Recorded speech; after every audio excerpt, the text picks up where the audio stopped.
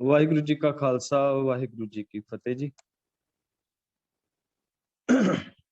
ਅੱਜ ਦਾ ਜਿਹੜਾ ਸ਼ਲੋਕ ਵਿਚਾਰ ਗੋਚਰੇ ਹੈ ਜੀ, ਇਹ ਗੁਰੂ ਅਮਰਦਾਸ ਪਾਤਸ਼ਾਹ ਜੀ ਦਾ ਪਾਵਨ ਮੁਖਾਰ ਬਿੰਦ ਤੋਂ ਉਚਰਿਤ ਸ਼ਲੋਕ ਮਹਿਲਾ ਤੀਜਾ। ਰਤਨਾ ਪਾਰਖ ਜੋ ਹੋਵੈ ਸੋ ਰਤਨਾ ਕਰੇ ਵਿਚਾਰ, ਰਤਨਾ ਸਾਰ ਨਾ ਜਾਣਈ ਅਗਿਆਨੀ ਅੰਧ ਅੰਧਾਰ, ਰਤਨ ਗੁਰੂ ਕਾ ਸ਼ਬਦ ਹੈ ਬੂਝੈ ਬੂਝਣਹਾਰ। ਇਹ ਸ਼ਲੋਕ ਗੁਰੂ ਅਮਰਦਾਸ ਪਾਤਸ਼ਾਹ ਜੀ ਦਾ ਪਾਵਨ ਜੋ ਉਚਰਿਤ ਕੀਤਾ ਗਿਆ, ਇਸ ਪਾਵਨ ਸ਼ਲੋਕ ਦੇ ਅੰਦਰ ਇਹਨਾਂ ਪਾਵਨ ਸਤਰਾਂ ਦੇ ਵਿੱਚ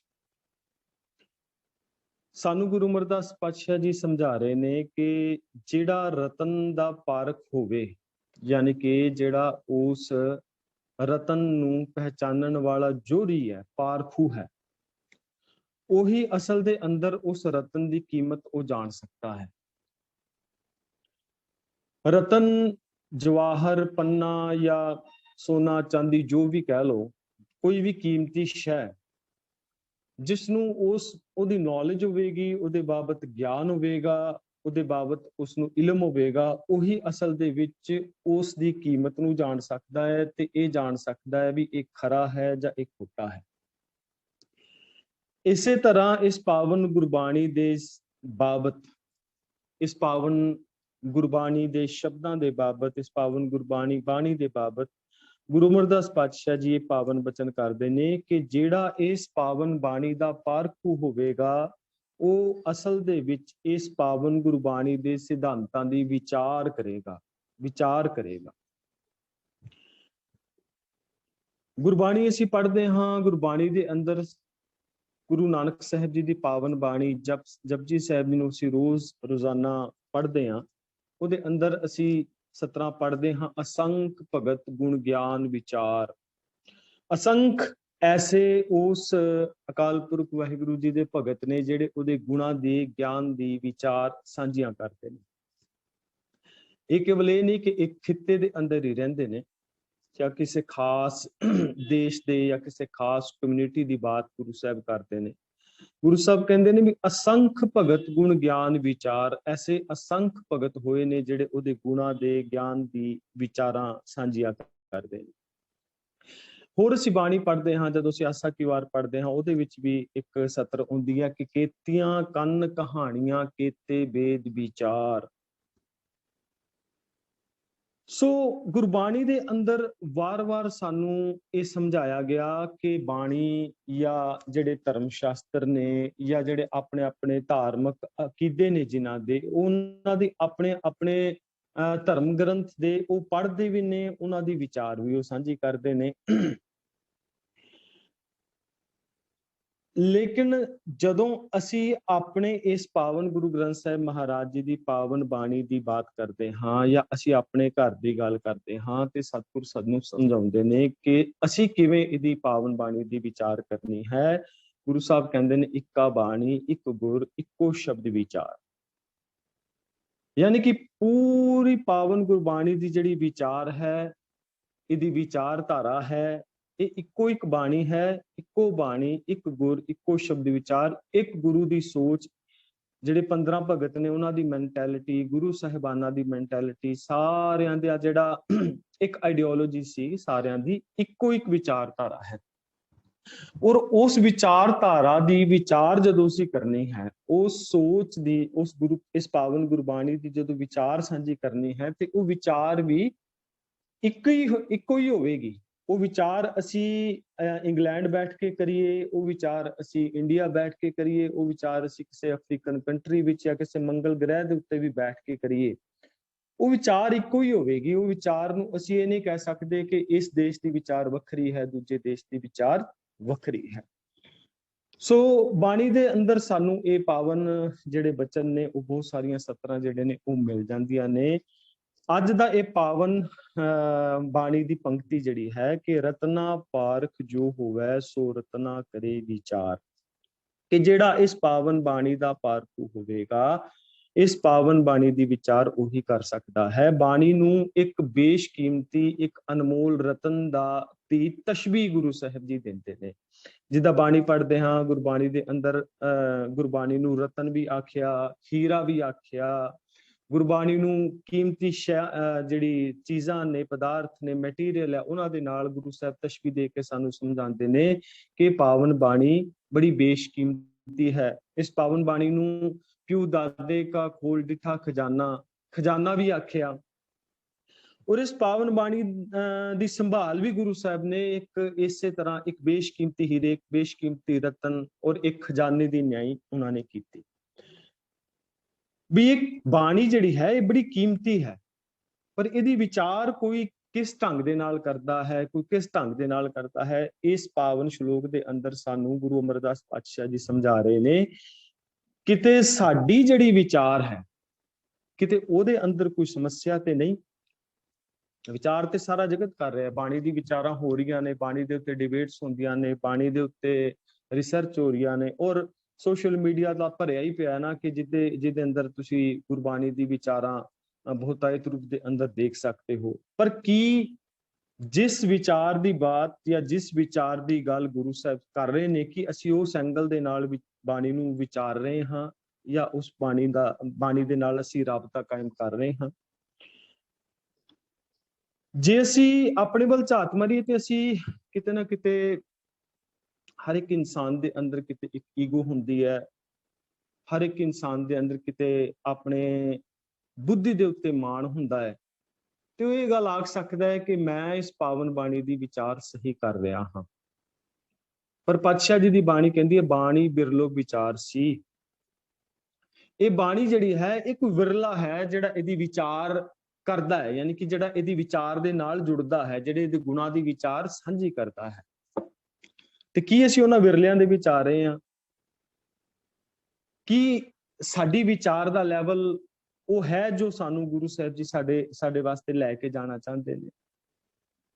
ਕਿਉਂਕਿ ਉਹ ਬਾਣੀ ਤੇ ਬਿਲਕੁਲ ਸਪਸ਼ਟ ਹੈ ਕਿ ਸਤਿਗੁਰ ਨੂੰ ਸਭ ਕੋ ਦੇਖਦਾ ਜੇਤਾ ਜਗਤ ਸੰਸਾਰ, ਡਿਠੈ ਮੁਕਤ ਨਾ ਹੋਵਈ ਜਿਚਰ ਸ਼ਬਦ ਨਾ ਕਰੈ ਵਿਚਾਰ। ਜਦੋਂ ਤੱਕ ਸ਼ਬਦ ਦੀ ਵਿਚਾਰ, ਗੁਰਬਾਣੀ ਦੀ ਵਿਚਾਰ ਨਹੀਂ ਹੋਵੇਗੀ, ਉਦੋਂ ਤੱਕ ਸਾਡੀ ਮੁਕਤੀ ਨਹੀਂ ਹੋ ਸਕਦੀ।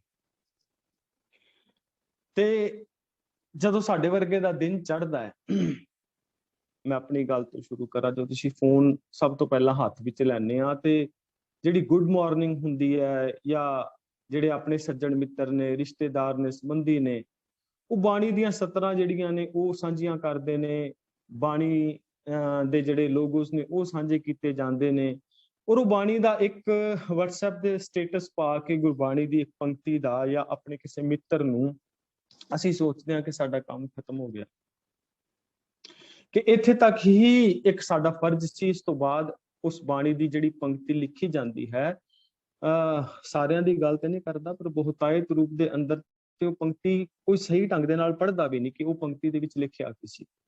ਜੇ ਇੱਕ ਨੇ ਸੈਂਡ ਕੀਤਾ ਤੇ ਅੱਗੇ ਫਾਰਵਰਡ ਹੋ ਜਾਂਦਾ ਹੈ, ਤੇ ਉਹੀ ਜਿਹੜੀ ਹੈ ਉਹ ਇੱਕ ਪੋਸਟਰ ਜਿਹੜਾ ਗੁਰਬਾਣੀ ਦਾ ਬਣਿਆ, ਉਹ ਪੂਰੇ ਗਰੁੱਪਸ ਦੇ ਵਿੱਚ ਵੀ ਘੁੰਮ ਜਾਂਦਾ ਹੈ, ਸਾਰੇ ਰਿਸ਼ਤੇਦਾਰੀਆਂ ਦੇ ਵਿੱਚ ਵੀ ਘੁੰਮ ਜਾਂਦਾ ਹੈ, ਤੇ ਸਾਡੇ ਕੋਲ ਵਾਪਸ ਵੀ ਪਰਤ ਕੇ ਆ ਜਾਂਦਾ ਹੈ। ਤੇ ਅਸੀਂ ਸੋਚਦੇ ਹਾਂ ਕਿ ਸਾਡਾ ਜਿਹੜਾ ਫਰਜ਼ ਹੈ ਉਹ ਸਾਡਾ ਫਰਜ਼ ਪੂਰਾ ਹੋ ਚੁੱਕਾ ਹੈ।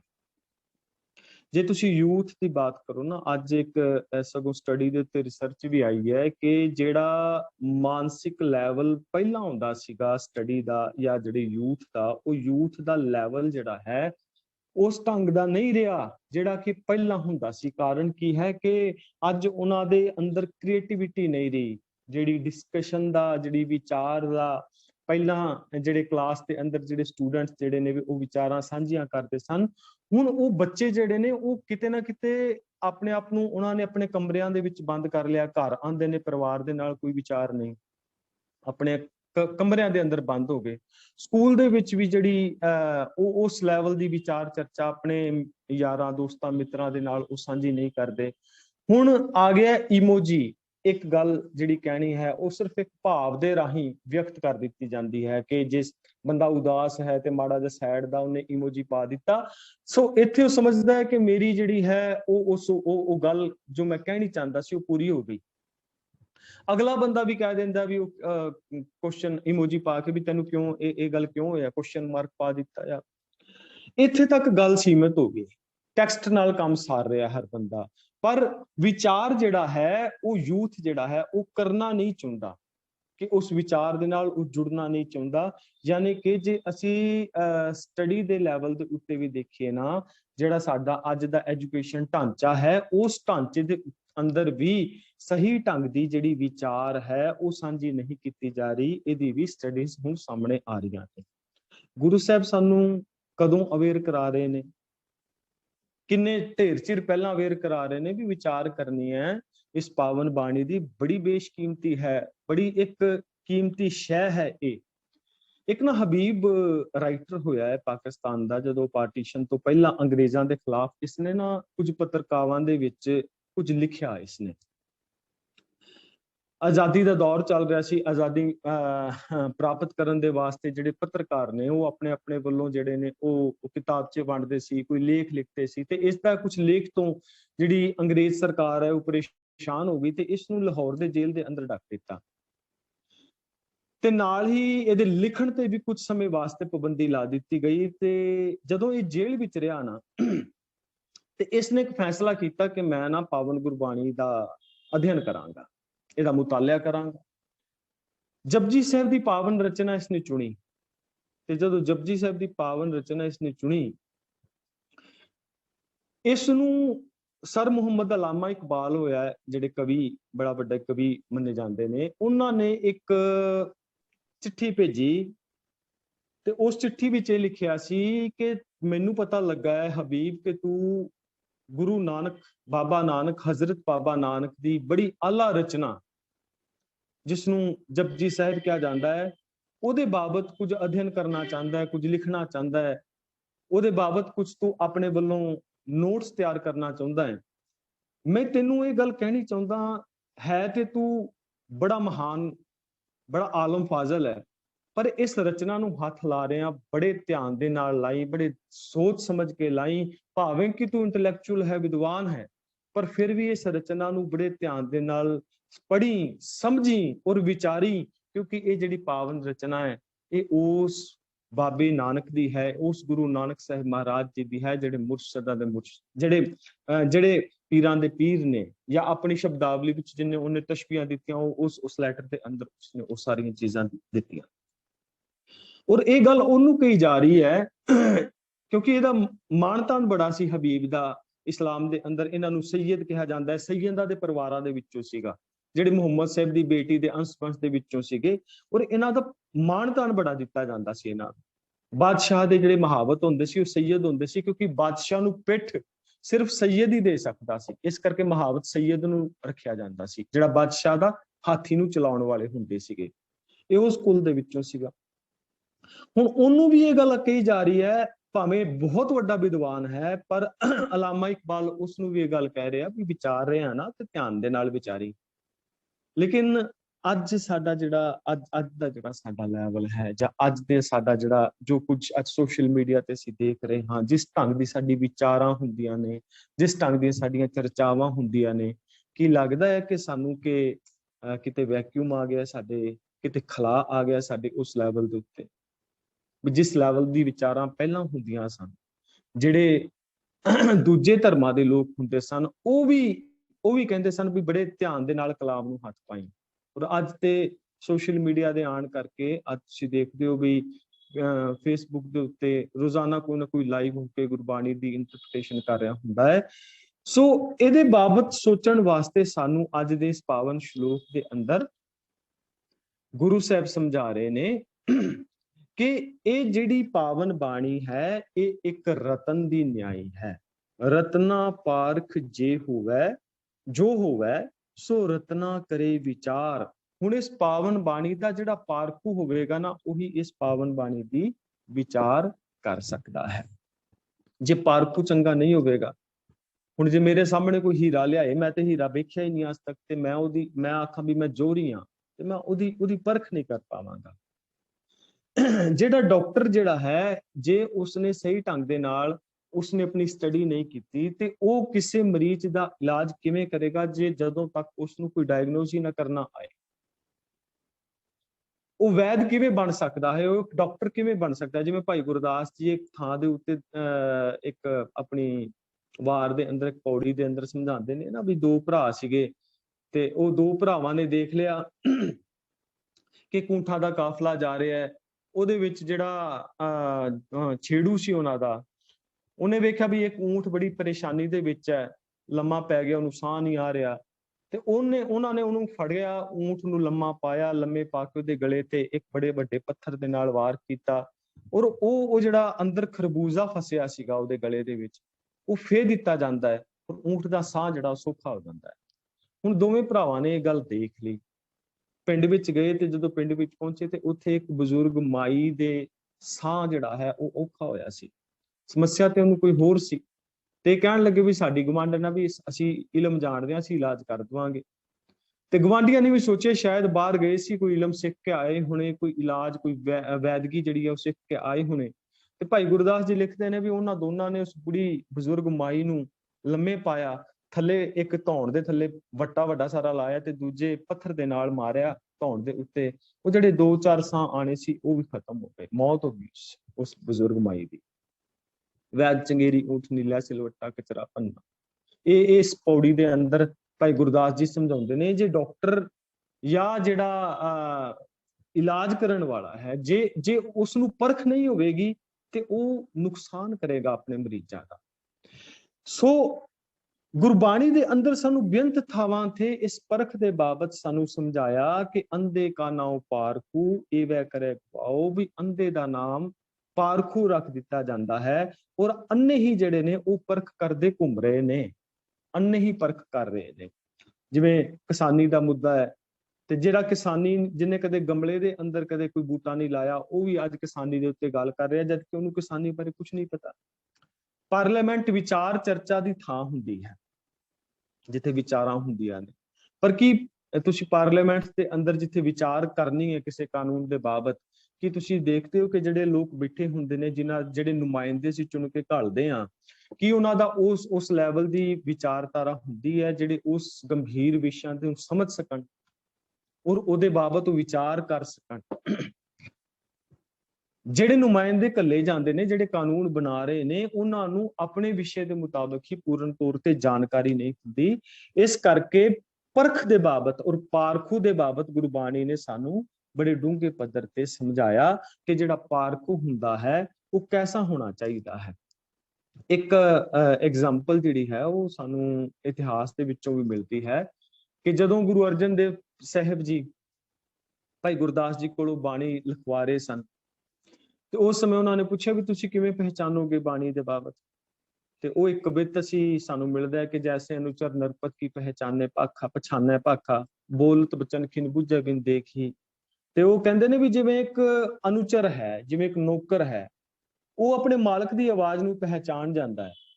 ਜਿਵੇਂ ਇੱਕ ਜੋਹਰੀ, ਜੈਸੇ ਜੋਹਰੀ ਪਰਖ ਜਾਣਤ ਹੈ ਰਤਨ ਕੀ, ਦੇਖਤ ਹੀ ਕਹੈ ਖਰੋ ਖੋਟੋ ਰੂਪ ਰੇਖੀ। ਜਿਵੇਂ ਜੋਹਰੀ ਹੈ ਨਾ, ਉਹ ਪਰਖ ਜਾਣਦਾ ਹੈ ਹੀਰੇ ਦੀ, ਉਹ ਦੇਖਦੇ ਹੀ ਕਹਿ ਦੇਵੇਗਾ, ਹੱਥ ਵਿੱਚ ਲੈਂਦਾ ਵੀ ਖੋਟਾ ਹੈਗਾ ਜਾਂ ਖਰਾ ਹੈਗਾ, ਉਹ ਦੇਖਦੇ ਹੀ ਆਖ ਦੇਵੇਗਾ। ਤੇ ਇਦਾਂ ਹੀ ਕਹਿੰਦੇ ਵੀ ਜਿਹੜਾ ਗੁਰਸਿੱਖ ਹੈ, ਜਿਹੜਾ ਸਿੱਖ ਹੈ, ਉਹ ਪਾਵਨ ਬਾਣੀ ਦੀ ਉਹਦੀ ਕਸਵੱਟੀ ਨੂੰ, ਗੁਰਬਾਣੀ ਨੂੰ ਵੇਖ ਕੇ, ਪੜ੍ਹ ਕੇ, ਸੁਣ ਕੇ, ਸਮਝ ਕੇ ਗੱਲ ਆਖ ਸਕਦਾ ਹੈ ਕਿ ਮੇਰੇ ਪਾਵਨ ਬਾਣੀ ਦੇ ਸਿਧਾਂਤ ਨੇ, ਇਹ ਮੇਰੇ ਪਾਵਨ ਗੁਰਬਾਣੀ ਦੇ ਨਾਲ ਇਹਨਾਂ ਦਾ ਮਿਲਾਪ ਮੈਨੂੰ ਮੇਰੇ ਮਨ ਔਰ ਮੇਰੀ ਸੋਚ ਦੇ ਅੰਦਰ ਆ ਰਿਹਾ ਹੈ। ਸੋ ਇਹ ਪਾਵਨ ਬਾਣੀ ਦੇ ਉੱਤੇ ਮੈਂ ਪੂਰਨ ਤੌਰ ਦੇ ਨਾਲ ਮੈਂ ਇਹਦੇ ਉੱਤੇ ਸਹਿਮਤ ਹਾਂ। ਭਾਈ ਗੁਰਦਾਸ ਜੀ ਇਸ ਪਾਵਨ ਕਵਿਤ ਦੇ ਅੰਦਰ ਸਾਨੂੰ ਸਮਝਾਉਂਦੇ ਨੇ ਕਿ ਬਾਣੀ ਦੀ ਪਰਖ ਸਿੱਖ ਕਰ ਸਕਦਾ ਹੈ। ਏਦਾਂ ਹੀ ਜਦੋਂ ਅਸੀਂ ਦੇਖਦੇ ਹਾਂ ਸਾਡਾ ਇਤਿਹਾਸਕ ਜਿਹੜਾ ਸੰਦਰਭ ਅੱਜ ਚੱਲ ਰਿਹਾ ਹੈ, ਮਹਾਨ ਕੁਸ਼ ਜਿਨ੍ਹਾਂ ਸੱਜਣਾ ਨੇ ਪੜ੍ਹਿਆ ਨਾ, ਭਾਈ ਕਾਹਨ ਸਿੰਘ ਨਾਭਾ ਸਜਦਾ ਬਣਦਾ ਉਹਨਾਂ ਦੇ ਸਾਹਮਣੇ ਵੀ ਕਰਨਾ ਕਿ ਕਿੰਨੀ ਉਹਨਾਂ ਨੇ ਮਿਹਨਤ ਕੀਤੀ, ਕਿ ਅੱਜ ਤੇ ਕੰਪਿਊਟਰ ਦਾ ਯੁੱਗ ਹੈ, ਅਸੀਂ ਹੁਣੇ ਫੋਨ ਖੋਲਦੇ ਹਾਂ, ਨਾਲ ਦੇ ਨਾਲ ਅਰਥ ਵੀ ਚੱਲੀ ਜਾਂਦੇ ਕਿ ਜੋ ਕੁਝ ਅਰਥ ਨੇ, ਪਰ ਜਿੰਨੀ ਮਿਹਨਤ ਉਹਨਾਂ ਨੇ ਕੀਤੀ ਕਿ ਕਿਸ ਢੰਗ ਦੇ ਨਾਲ ਇੱਕ ਇੱਕ ਸ਼ਬਦ ਦੀ ਉਹਨਾਂ ਨੇ ਖੋਜ ਕੀਤੀ ਔਰ ਮਿਹਨਤ ਕੀਤੀ। ਉਹ ਲਿਖਦੇ ਨੇ, ਕਹਿੰਦੇ ਵੀ ਗੁਰੂ ਅਮਰਦਾਸ ਦੇ ਮੂੰਹੋਂ ਨਾ ਸਾਡੇ ਇਤਿਹਾਸਕ ਗ੍ਰੰਥਾਂ ਦੇ ਵਿੱਚ ਇੱਕ ਕਢਵਾਇਆ ਗਿਆ, ਅੱਜ ਵੀ ਅਸੀਂ ਗੁਰੂ ਅਮਰਦਾਸ ਪਾਤਸ਼ਾਹ ਜੀ ਦੇ ਪਾਵਨ ਸ਼ਲੋਕ ਦੇ ਨਾਲ ਜੁੜੇ ਹਾਂ। ਹੁਣ ਵੇਖੋ ਕਿੰਨਾ ਇੱਕ ਪੰਕਤੀ ਦੇ ਅੰਦਰ ਕਿੰਨੇ ਗਹਿਰੇ ਅਰਥ ਭਾਵ ਛੁਪੇ ਨੇ। ਲੇਕਿਨ ਇਸੇ ਹੀ ਗੁਰੂ ਅਮਰਦਾਸ ਪਾਤਸ਼ਾਹ ਜੀ ਦੇ ਕੋਲੋਂ ਇਹਨਾਂ ਦੇ ਮੂੰਹੋਂ ਕਢਵਾਇਆ ਜਾਂਦਾ ਹੈ ਕਿ ਸੰਡੇ ਜਿਹੜਾ ਹੈ, ਐਤਵਾਰ ਦਾ ਦਿਨ ਜਿਹੜਾ ਹੈ, ਜਦੋਂ ਬੰਦਾ ਘਰੋਂ ਨਿਕਲੇ ਪਾਨ ਖਾ ਕੇ ਤੁਰੇ। ਇਹ ਸਾਡੇ ਇਤਿਹਾਸਕ ਗ੍ਰੰਥਾਂ ਦੇ ਵਿੱਚ ਲਿਖਿਆ, ਜਿਹੜੇ ਅਸੀਂ ਸੋ ਕਾਲਡ ਕਹਿ ਸਕਦੇ ਹਾਂ, ਕਿ ਐਤਵਾਰ ਨੂੰ ਬੰਦਾ ਤੁਰੇ ਤੇ ਪਾਨ ਖਾ ਕੇ ਤੁਰੇ, ਸੋਮਵਾਰ ਨੂੰ ਆਪਣੇ ਘਰੋਂ ਬਾਹਰ ਨਿਕਲੇ ਤੇ ਸ਼ੀਸ਼ਾ ਦੇਖ ਕੇ ਬਾਹਰ ਨਿਕਲੇ, ਏਦਾਂ ਨਾ ਨਿਕਲੇ, ਮਿਰਰ ਨੂੰ ਵੇਖੇ, ਆਪਣੇ ਆਪ ਨੂੰ ਵੇਖੇ ਤਾਂ ਘਰੋਂ ਬਾਹਰ ਜਾਵੇ।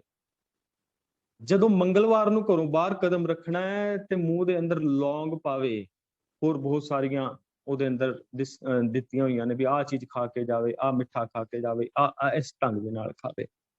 ਲੂਣ ਖਾਏ ਸ਼ਨੀਵਾਰ ਨੂੰ ਜਦੋਂ ਘਰੋਂ ਬਾਹਰ ਜਾਣਾ ਹੈ, ਤੇ ਹੋਰ ਉਹਨਾਂ ਦੇ ਮੂੰਹੋਂ ਕਢਾਇਆ ਜਾਂਦਾ ਵੀ ਸੰਡੇ ਨੂੰ, ਐਤਵਾਰ ਵਾਲੇ ਦਿਨ ਕੇਸ਼ੀ ਇਸ਼ਨਾਨ ਨਹੀਂ ਕਰਨਾ, ਕੇਸ਼ੀ ਇਸ਼ਨਾਨ ਨਾ ਕਰੇ। ਸੋ ਇਹ ਸਾਰੀਆਂ ਚੀਜ਼ਾਂ ਜਿਹੜੀਆਂ ਨੇ ਸਾਡੇ ਧਾਰਮਿਕ ਗ੍ਰੰਥਾਂ ਦੇ ਅੰਦਰ ਅੰਕਿਤ ਕਰ ਦਿੱਤੀਆਂ ਗਈਆਂ। ਹੁਣ ਜੇ ਵਿਚਾਰ ਨਹੀਂ ਹੋਵੇਗੀ, ਜੇ ਪਰਖ ਨਹੀਂ ਹੋਵੇਗੀ, ਤੇ ਫਿਰ ਅਸੀਂ ਗੁਰਬਾਣੀ ਦੇ ਨਾਲ ਇਹਨੂੰ ਰਿਲੇਟ ਕਰਕੇ ਨਹੀਂ ਦੇਖ ਪਾਵਾਂਗੇ। ਤੇ ਕੀ ਹੋਏਗਾ, ਅਸੀਂ ਵੀ ਇਹਨਾਂ ਵਿਚਾਰਾਂ ਦੇ ਨਾਲ ਜੁੜ ਕੇ ਸਾਡੇ ਲਾਈਫ ਦੇ ਅੰਦਰ ਵੀ ਉਹ ਸਾਰੇ ਕਰਮਕਾਂਡ ਆ ਜਾਣਗੇ।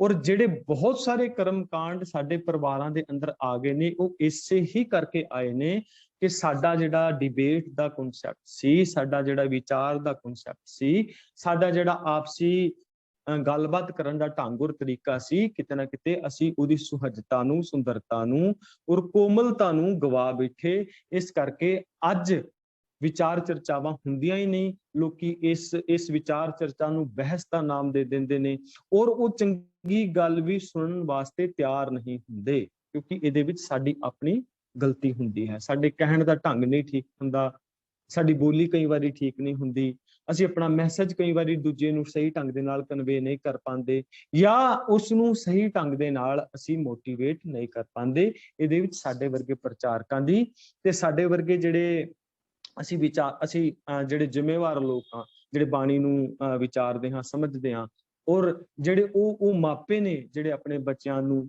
ਜਨਰੇਸ਼ਨ ਟੂ ਜਨਰੇਸ਼ਨ ਇਹ ਗਿਆਨ ਨਹੀਂ ਦੇ ਪਾਏ। ਸੋ ਮਹਾਨ ਕੋਸ਼ ਦੇ ਅੰਦਰ ਭਾਈ ਕਾਹਨ ਸਿੰਘ ਨਾਭਾ ਜੀ ਇਹ ਸਾਰੀਆਂ ਚੀਜ਼ਾਂ ਦਾ ਜ਼ਿਕਰ ਕਰਦੇ ਨੇ ਕਿ ਜਿਹੜਾ ਪਾਰਖੂ ਨਹੀਂ ਹੋਵੇਗਾ ਨਾ, ਫਿਰ ਉਹ ਭਟਕ ਜਾਏਗਾ।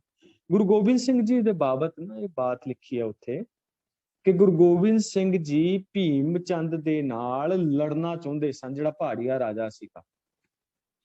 ਭੀਮ ਚੰਦ ਚਾਹੁੰਦਾ ਸੀ ਗੁਰੂ ਸਾਹਿਬ ਦੇ ਨਾਲ ਮੇਰੀ ਸੁਲ੍ਹਾ ਹੋ ਜਾਏ, ਭੀਮ ਚੰਦ ਚਾਹੁੰਦਾ ਹੈ ਕਿ ਗੁਰੂ ਸਾਹਿਬ ਨਾਲ ਮੇਰੀ ਸੁਲ੍ਹਾ ਹੋ ਜਾਏ, ਲੇਕਿਨ ਗੁਰੂ ਸਾਹਿਬ ਜੀ ਕਹਿੰਦੇ ਨੇ ਵੀ ਜੇ ਮੇਰੀ ਇਹਦੇ ਨਾਲ ਸੁਲ੍ਹਾ ਹੋ ਗਈ, ਫਿਰ ਮੈਂ ਝਗੜਾ ਕਿਹਦੇ ਨਾਲ ਕਰਾਂਗਾ। ਇਹ ਧਾਰਮਿਕ ਗ੍ਰੰਥਾਂ ਦੇ ਵਿੱਚ ਲਿਖਿਆ ਹੈ, ਔਰ ਇਹਨਾਂ ਗੱਲਾਂ ਨੂੰ ਪ੍ਰਚਾਰਿਆ ਜਾ ਰਿਹਾ ਹੈ। ਵਿਰੋਧੀ ਇਹਨਾਂ ਗੱਲਾਂ ਨੂੰ ਚੁੱਕ ਕੇ ਹਾਈਲਾਈਟ ਕਰੀ ਜਾਂਦੇ ਨੇ, ਔਰ ਇਹਨਾਂ ਗੱਲਾਂ ਦਾ ਨੁਕਸਾਨ ਵੱਡੇ ਪੱਧਰ ਤੇ ਸਾਡੇ ਹੋ ਹੀ ਜਾਂਦਾ ਹੈ। ਜਿਵੇਂ ਕਿ ਮੈਂ ਜਦੋਂ ਕਲਾਸ ਦੇ ਵਿੱਚ ਜੁੜਿਆ ਤੇ ਉਸ ਵੇਲੇ ਸ਼ਾਇਦ ਜਿਹੜੀ ਗੁਰਦਾਸ ਮਾਨ ਦੀ ਕਹੀ ਹੋਈ ਗੱਲ ਦੇ ਉੱਤੇ ਆਪ ਜੀ ਡਿਬੇਟ ਕਰ ਰਹੇ ਸੋ ਇਹ ਸਾਰੀਆਂ ਗੱਲਾਂ ਇਸੇ ਢੰਗ ਦੇ ਨਾਲ ਨਿਕਲਦੀਆਂ ਨੇ ਕਿ ਵਿਚਾਰ ਚਰਚਾਵਾਂ ਖਤਮ ਹੋ ਗਈਆਂ, ਔਰ ਜੋ ਕੁਝ ਧਾਰਮਿਕ ਗ੍ਰੰਥਾਂ ਵਿੱਚ ਕਿਸੇ ਨੇ ਪੜ੍ਹ ਲਿਆ ਉਸ ਨੂੰ ਹੂਬਹੂ ਜਿਹੜਾ ਹੈ ਉਹ ਉਸ ਨੂੰ ਸਟੇਜਾਂ ਤੇ ਬੋਲ ਦਿੱਤਾ, ਜਾਂ ਉਸ ਨੂੰ ਗਰੁੱਪਸ ਦੇ ਅੰਦਰ ਪਾ ਦਿੱਤਾ, ਔਰ ਉਸ ਨੂੰ ਮੰਨ ਲਿਆ ਗਿਆ। ਗੁਰੂ ਹਰਗੋਬਿੰਦ ਸਾਹਿਬ ਨੇ ਕਹਿੰਦੇ ਨੇ ਵੀ ਉਹ ਕਹਿੰਦੇ ਉਹਨਾਂ ਦੇ ਬਾਬਤ ਲਿਖਿਆ ਵੀ ਕਲਾ ਨੂੰ ਕਿਹਾ ਵੀ ਜਾਓ ਔਰ ਜਾ ਕੇ ਨਾ ਉਸ ਜਹਾਂਗੀਰ ਦੇ ਹਿਰਦੇ ਦੇ ਵਿੱਚ ਵਸ, ਤਾਂ ਕਿ ਮੈਂ ਉਹਦੇ ਨਾਲ ਜੰਗ ਕਰ ਸਕਾਂ। ਯਾਨੀ ਕਿ ਇੱਕ ਕੌਮ ਦੇ ਬਾਬਤ ਸਿੱਖਾਂ ਨੂੰ ਪ੍ਰੇਰਿਆ ਜਾ ਰਿਹਾ ਵੀ ਤੁਸੀਂ ਜਾਓ ਔਰ ਜਾ ਕੇ ਉਸ ਦੂਜੀ ਜਿਹੜੀ ਕੌਮ ਹੈ ਉਹਦੇ ਨਾਲ ਲੜੋ ਜਾ। ਇਹਦੇ ਪਿੱਛੇ ਜਿਹੜੇ ਇਹ ਮੰਤਵ ਦਿਸਦੇ ਨੇ। ਸੋ ਜਦੋਂ ਤੱਕ ਅਸੀਂ ਵਿਚਾਰ ਨਹੀਂ ਕਰਾਂਗੇ, ਪਾਰਖੂ ਨਹੀਂ ਹੋਵਾਂਗੇ, ਤੇ ਅਸੀਂ ਇਸ ਪਾਵਨ ਬਾਣੀ ਦੇ ਔਰ ਗੁਰਮਤ ਦੇ ਸਿਧਾਂਤਾਂ ਦੇ ਨਾਲ ਸਹੀ ਢੰਗ ਦੇ ਨਾਲ ਨਹੀਂ ਜੁੜ ਪਾਵਾਂਗੇ। ਬਾਣੀ ਦੇ ਅੰਦਰ ਇੱਕ ਪ੍ਰਮਾਣ ਆਉਂਦਾ ਹੈ ਕਿ ਰਾਮ ਪਦਾਰਥ ਪਾਏ ਕੈ ਕਬੀਰਾ ਗਾਂਠ ਨਾ ਖੋਲ, ਨਹੀਂ ਪੱਟਣ ਨਹੀਂ ਪਾਰਖੂ ਨਹੀਂ ਗਾਹਕ ਨਹੀਂ ਮੋਲ। ਹਾਂ, ਹੁਣ ਕਈ ਥਾਵਾਂ ਤੇ ਐਸਾ ਵੀ ਹੋ ਜਾਂਦਾ ਹੈ ਕਿ ਜਿੱਥੇ ਸਾਡੇ ਕੋਲ ਉਹ ਸਾਰਾ ਕੁਝ ਹੁੰਦਾ ਹੈ, ਪਰ ਅਗਲੇ ਦਾ ਲੈਵਲ ਉਸ ਟਾਈਪ ਦਾ ਨਹੀਂ ਹੁੰਦਾ, ਜਾਂ ਅਗਲਾ ਸੁਣਨਾ ਹੀ ਨਹੀਂ ਚਾਹੁੰਦਾ, ਜਾਂ ਅਗਲੇ ਦੇ ਕੋਲ ਤੁਹਾਡੇ ਉਸ ਗਿਆਨ ਦਾ ਜਾਂ ਤੁਹਾਡੀ ਉਸ ਸਮਝ ਦਾ, ਤੁਹਾਡੀ ਉਸ ਨੌਲੇਜ ਦਾ ਉਹਦੇ ਕੋਲ ਰਤਾ ਮਾਸਾ ਵੀ ਉਹ ਤੁਹਾਡੀ ਉਹਦੇ ਬਾਬਤ ਉਸ ਲੈਵਲ ਤੇ ਜਾ ਕੇ ਉਹ ਨਹੀਂ ਸਮਝ ਸਕਦਾ। ਤੇ ਕਬੀਰ ਸਾਹਿਬ ਕਹਿੰਦੇ ਨੇ, ਕਰਾਮ ਪਦਾਰਥ ਪਾਏ ਕੈ ਕਬੀਰਾ ਗਾਂਠ ਨਾ ਖੋਲ, ਨਹੀਂ ਪੱਟਣ ਨਹੀਂ ਪਾਰਖੂ, ਨਾ ਤੇਰੀ ਇਸ ਵਿਚਾਰਾਂ ਦੀ ਕਿਤੇ ਹੱਟੀ ਮਿਲੇਗੀ, ਨਾ ਕੋਈ ਪਾਰਖ ਮਿਲੇਗਾ, ਨਹੀਂ ਗਾਹਕ ਨਹੀਂ ਮੋਲ, ਨਾ ਕੋਈ ਗਾਹਕ ਹੀ ਮਿਲੇਗਾ ਤੇ ਨਾ ਕੋਈ ਇਸ ਚੀਜ਼ ਦਾ ਮੁੱਲ ਪਾਏਗਾ, ਨਾ ਮੁੱਲ ਪਾਏਗਾ। ਸੋ ਕਈ ਵਾਰੀ ਐਸਾ ਵੀ ਹੋ ਜਾਂਦਾ ਹੈ ਕਿ ਜਿੱਥੇ ਜਾ ਕੇ ਸਾਡੀ ਇਹਨਾਂ ਗੱਲਾਂ ਦੇ ਬਾਬਤ ਜੋ ਅਸੀਂ ਵਿਚਾਰਾਂ ਸਾਂਝੀਆਂ ਕਰਦੇ ਨੇ, ਕਿ ਜਿੱਥੇ ਜਾ ਕੇ ਅਗਲਾ ਬੰਦਾ ਉਸ ਗੱਲ ਨੂੰ ਸੁਣਨ ਵਾਸਤੇ ਤਿਆਰ ਨਹੀਂ ਹੁੰਦਾ, ਉੱਥੇ ਕਬੀਰ ਸਾਹਿਬ ਕਹਿੰਦੇ ਨੇ ਕਿ ਆਪਣਾ ਆਪਾ ਸ਼ਾਂਤ ਕਰ ਲੈ, ਆਪਣੇ ਆਪ ਨੂੰ ਸ਼ਾਂਤ ਕਰ ਲੈ। ਹਾਂ, ਆਪਣੇ ਮਨ ਦੇ ਅੰਦਰ ਉਹ ਸਾਰੇ ਰੱਬੀ ਗੁਣਾਂ ਦੀ ਵਿਚਾਰ ਉਹ ਲਗਾਤਾਰਤਾ ਦੇ ਨਾਲ ਸਾਂਝੀ ਰੱਖ, ਔਰ ਜਿਹੜੇ ਆਪਣੇ ਸੱਜਣ ਮਿੱਤਰ ਨੇ ਉਹਨਾਂ ਦੇ ਨਾਲ ਇਹ ਗੱਲਬਾਤ ਦਾ ਜਿਹੜਾ ਹੈ ਉਹ ਜ਼ਿਕਰ ਕਰਦਾ ਰਹਿ। ਰਤਨਾ ਸਾਰ ਨਾ ਜਾਣਨੀ, ਅਗਿਆਨੀ ਅੰਧ ਅੰਧਾਰ। ਕਿਉਂਕਿ ਉਹਨਾਂ ਲੋਕਾਂ ਨੂੰ ਇਸ ਪਾਵਨ ਗੁਰਬਾਣੀ ਦੇ ਰਤਨਾ ਦੀ ਸਾਰ, ਯਾਨੀ ਕਿ ਇਸ ਪਾਵਨ ਗੁਰਬਾਣੀ ਦੇ ਗੁਣਾਂ ਦੀ ਸਾਰ ਨਹੀਂ ਹੁੰਦੀ। ਉਹ ਅਗਿਆਨੀ ਨੇ ਔਰ ਉਹ ਹਨੇਰੇ ਦੇ ਅੰਦਰ, ਅੰਧਕਾਰ ਦੇ ਅੰਦਰ ਆਪਣਾ ਜੀਵਨ ਬਤੀਤ ਕਰਦੇ ਨੇ। ਰਤਨ ਗੁਰੂ ਕਾ ਸ਼ਬਦ ਹੈ, ਬੂਝੈ ਬੂਝਣ ਹਾਰ। ਹੁਣ ਇਹ ਰਤਨ ਕਿਹੜਾ ਹੈ? ਰਤਨ ਕਿਹੜਾ ਹੈ? ਰਤਨ ਗੁਰੂ ਕਾ ਸ਼ਬਦ ਹੈ। ਹੁਣ ਇੱਥੋਂ ਸਾਨੂੰ ਪਤਾ ਲੱਗਦਾ ਹੈ ਵੀ ਖਜ਼ਾਨਾ ਕਿਹੜਾ ਹੈ। ਇਹਨੂੰ ਸਪਸ਼ਟ ਕਰਦੇ ਨੇ ਗੁਰੂ ਅਮਰਦਾਸ ਪਾਤਸ਼ਾਹ, ਬਿਲਕੁਲ ਸਪਸ਼ਟ ਕਰ ਦਿੱਤਾ ਵੀ ਰਤਨ ਗੁਰੂ ਕਾ ਸ਼ਬਦ ਹੈ, ਬੂਝੈ ਬੂਝਣ ਹਾਰ। ਹੁਣ ਅਸੀਂ ਰਤਨ ਉਹਨੂੰ ਨਾ ਮੰਨ ਲਈਏ ਵੀ 84 ਜਿਹੜੀ ਸਾਡੀ ਕੱਟੀ ਜਾਏਗੀ ਜੇ ਅਸੀਂ ਗੋਇੰਦਵਾਲ ਸਾਹਿਬ ਚਲੇ ਗਏ ਤੇ ਉੱਥੇ ਜਾ ਕੇ ਉਹ ਜਿਹੜੀਆਂ ਪੌੜੀਆਂ ਨੇ ਉਹਦੇ ਉੱਤੇ ਜਾ ਕੇ ਅਸੀਂ ਉਹ ਸਾਰਾ ਜਿਹੜਾ ਅੱਜ ਕੱਲ ਉੱਥੇ ਦੇਖਦੇ ਹਾਂ ਗੁਰਦੁਆਰਾ ਸਾਹਿਬ ਦੇ ਉੱਤੇ ਲਿਖਿਆ ਵੀ ਹੋਇਆ ਵੀ ਜਿਹੜਾ ਇੱਕ ਇੱਕ ਪੌੜੀ ਦੇ ਉੱਤੇ ਇਹਨੇ ਪਾਠ ਕਰੇਗਾ ਤੇ ਫਿਰ ਇਸ਼ਨਾਨ ਕਰੇਗਾ ਤੇ ਉਹਦੀ 84 ਕੱਟੀ ਜਾਏਗੀ। ਗੁਰੂ ਅਮਰਦਾਸ ਪਾਤਸ਼ਾਹ ਜੀ ਕਹਿੰਦੇ ਨਹੀਂ, ਕਹਿੰਦੇ ਵੀ ਰਤਨ ਗੁਰੂ ਕਾ ਸ਼ਬਦ ਹੈ, ਗੁਰੂ ਦਾ ਸ਼ਬਦ ਅਸਲ ਦੇ ਵਿੱਚ ਰਤਨ ਹੈ। ਬੂਝਿਆ ਬੂਝਣ ਹਾਰ, ਪਰ ਇਹਨੂੰ ਉਹ ਇਨਸਾਨ ਬੁੱਝੇਗਾ ਜਿਹੜਾ ਇਸ ਪਾਵਨ ਗੁਰਬਾਣੀ ਦੇ ਨਾਲ ਪ੍ਰੀਤ ਪਾਏਗਾ। ਮੂਰਖ ਆਪ ਗਣਾਏਂਦੇ, ਮਰ ਜੰਮੈ ਹੋਏ ਖੁਆ। ਕਹਿੰਦੇ ਨੇ ਕਿ ਜਿਹੜੇ ਮੂਰਖ ਲੋਕ ਨੇ ਇਹ ਆਪਣੇ ਆਪੇ ਦੇ ਅੰਦਰ, ਆਪਣੇ ਉਸ ਹੰਕਾਰ ਦੇ ਅੰਦਰ ਆਪਣਾ ਜੀਵਨ ਬਤੀਤ ਕਰਦੇ ਨੇ। ਆਪਣੇ ਆਪ ਦੇ ਅੰਦਰ ਇਹ ਖੁਆਰ ਹੁੰਦੇ ਨੇ ਔਰ ਆਪਣੇ ਆਪ ਨੂੰ ਵੱਡਾ ਜਤਾਉਂਦੇ ਨੇ ਔਰ ਖੁਆਰ ਹੋ ਕੇ ਮਰਦੇ ਤੇ ਜੰਮਦੇ ਰਹਿੰਦੇ ਨੇ। ਜਿਹੜੇ ਵਿਚਾਰ ਨਹੀਂ ਕਰਦੇ, ਜਿਹੜੇ ਗੁਰਬਾਣੀ ਦੇ ਨਾਲ ਜੁੜਦੇ ਨਹੀਂ, ਜਿਹੜੇ ਕੇਵਲ ਗੱਲੀ ਬਾਤੀ ਦੇ ਨਾਲ, ਗੱਲੀ ਬਾਤੀ ਬਾਣੀ ਦੇ ਨਾਲ ਜੁੜਦੇ ਨੇ, ਜੀਵਨ ਦੇ ਅੰਦਰ ਉਸ ਗੱਲ ਨੂੰ ਧਾਰਨ ਨਹੀਂ ਕਰਦੇ, ਤੇ ਕਹਿੰਦੇ ਨੇ ਕਿ ਉਹ ਅਸਲ ਦੇ ਅੰਦਰ ਮਰ ਜੰਮੇ ਹੋਏ ਖੁਆਰ, ਉਹ ਇਸ ਜਗਤ ਦੇ ਅੰਦਰ ਵਾਰ-ਵਾਰ ਰੋਜ਼ਾਨਾ ਪ੍ਰਤੀ ਦਿਨ ਨਿਤਾ ਪ੍ਰਤੀ ਜੰਮਦੇ ਤੇ ਮਰਦੇ ਰਹਿੰਦੇ ਨੇ। ਉਹ ਆਪਣੇ ਆਪ ਨੂੰ ਵੱਡਾ ਜਤਾਉਂਦੇ ਰਹਿੰਦੇ ਨੇ ਤੇ ਖੁਆਰ ਹੁੰਦੇ ਰਹਿੰਦੇ ਨੇ, ਜਿਹੜਾ ਇਸ ਗੁਰੂ ਸ਼ਬਦ ਦੇ ਥਾਂ ਹੋਰ ਪਾਸੇ ਲੱਗ ਜਾਂਦੇ। ਨਾਨਕ ਰਤਨਾ ਸੂਲ ਹੈ, ਜਿਸ ਗੁਰਮੁਖ ਲਗਾ ਪਿਆ। हे ਨਾਨਕ, ਉਹੀ ਮਨੁੱਖ ਗੁਰੂ ਸ਼ਬਦ ਰਤਨਾ ਨੂੰ ਹਾਸਲ ਕਰਦਾ ਹੈ ਜਿਸ ਨੂੰ ਗੁਰੂ ਦੀ ਰਾਹੀਂ ਗੁਰੂ ਸ਼ਬਦ ਦੀ ਲਗਨ ਲੱਗਦੀ ਹੈ। ਇਹ ਪ੍ਰੋਫੈਸਰ ਸਾਹਿਬ ਸਿੰਘ ਜੀ ਇਹ ਅਰਥ ਕਰਦੇ ਨੇ।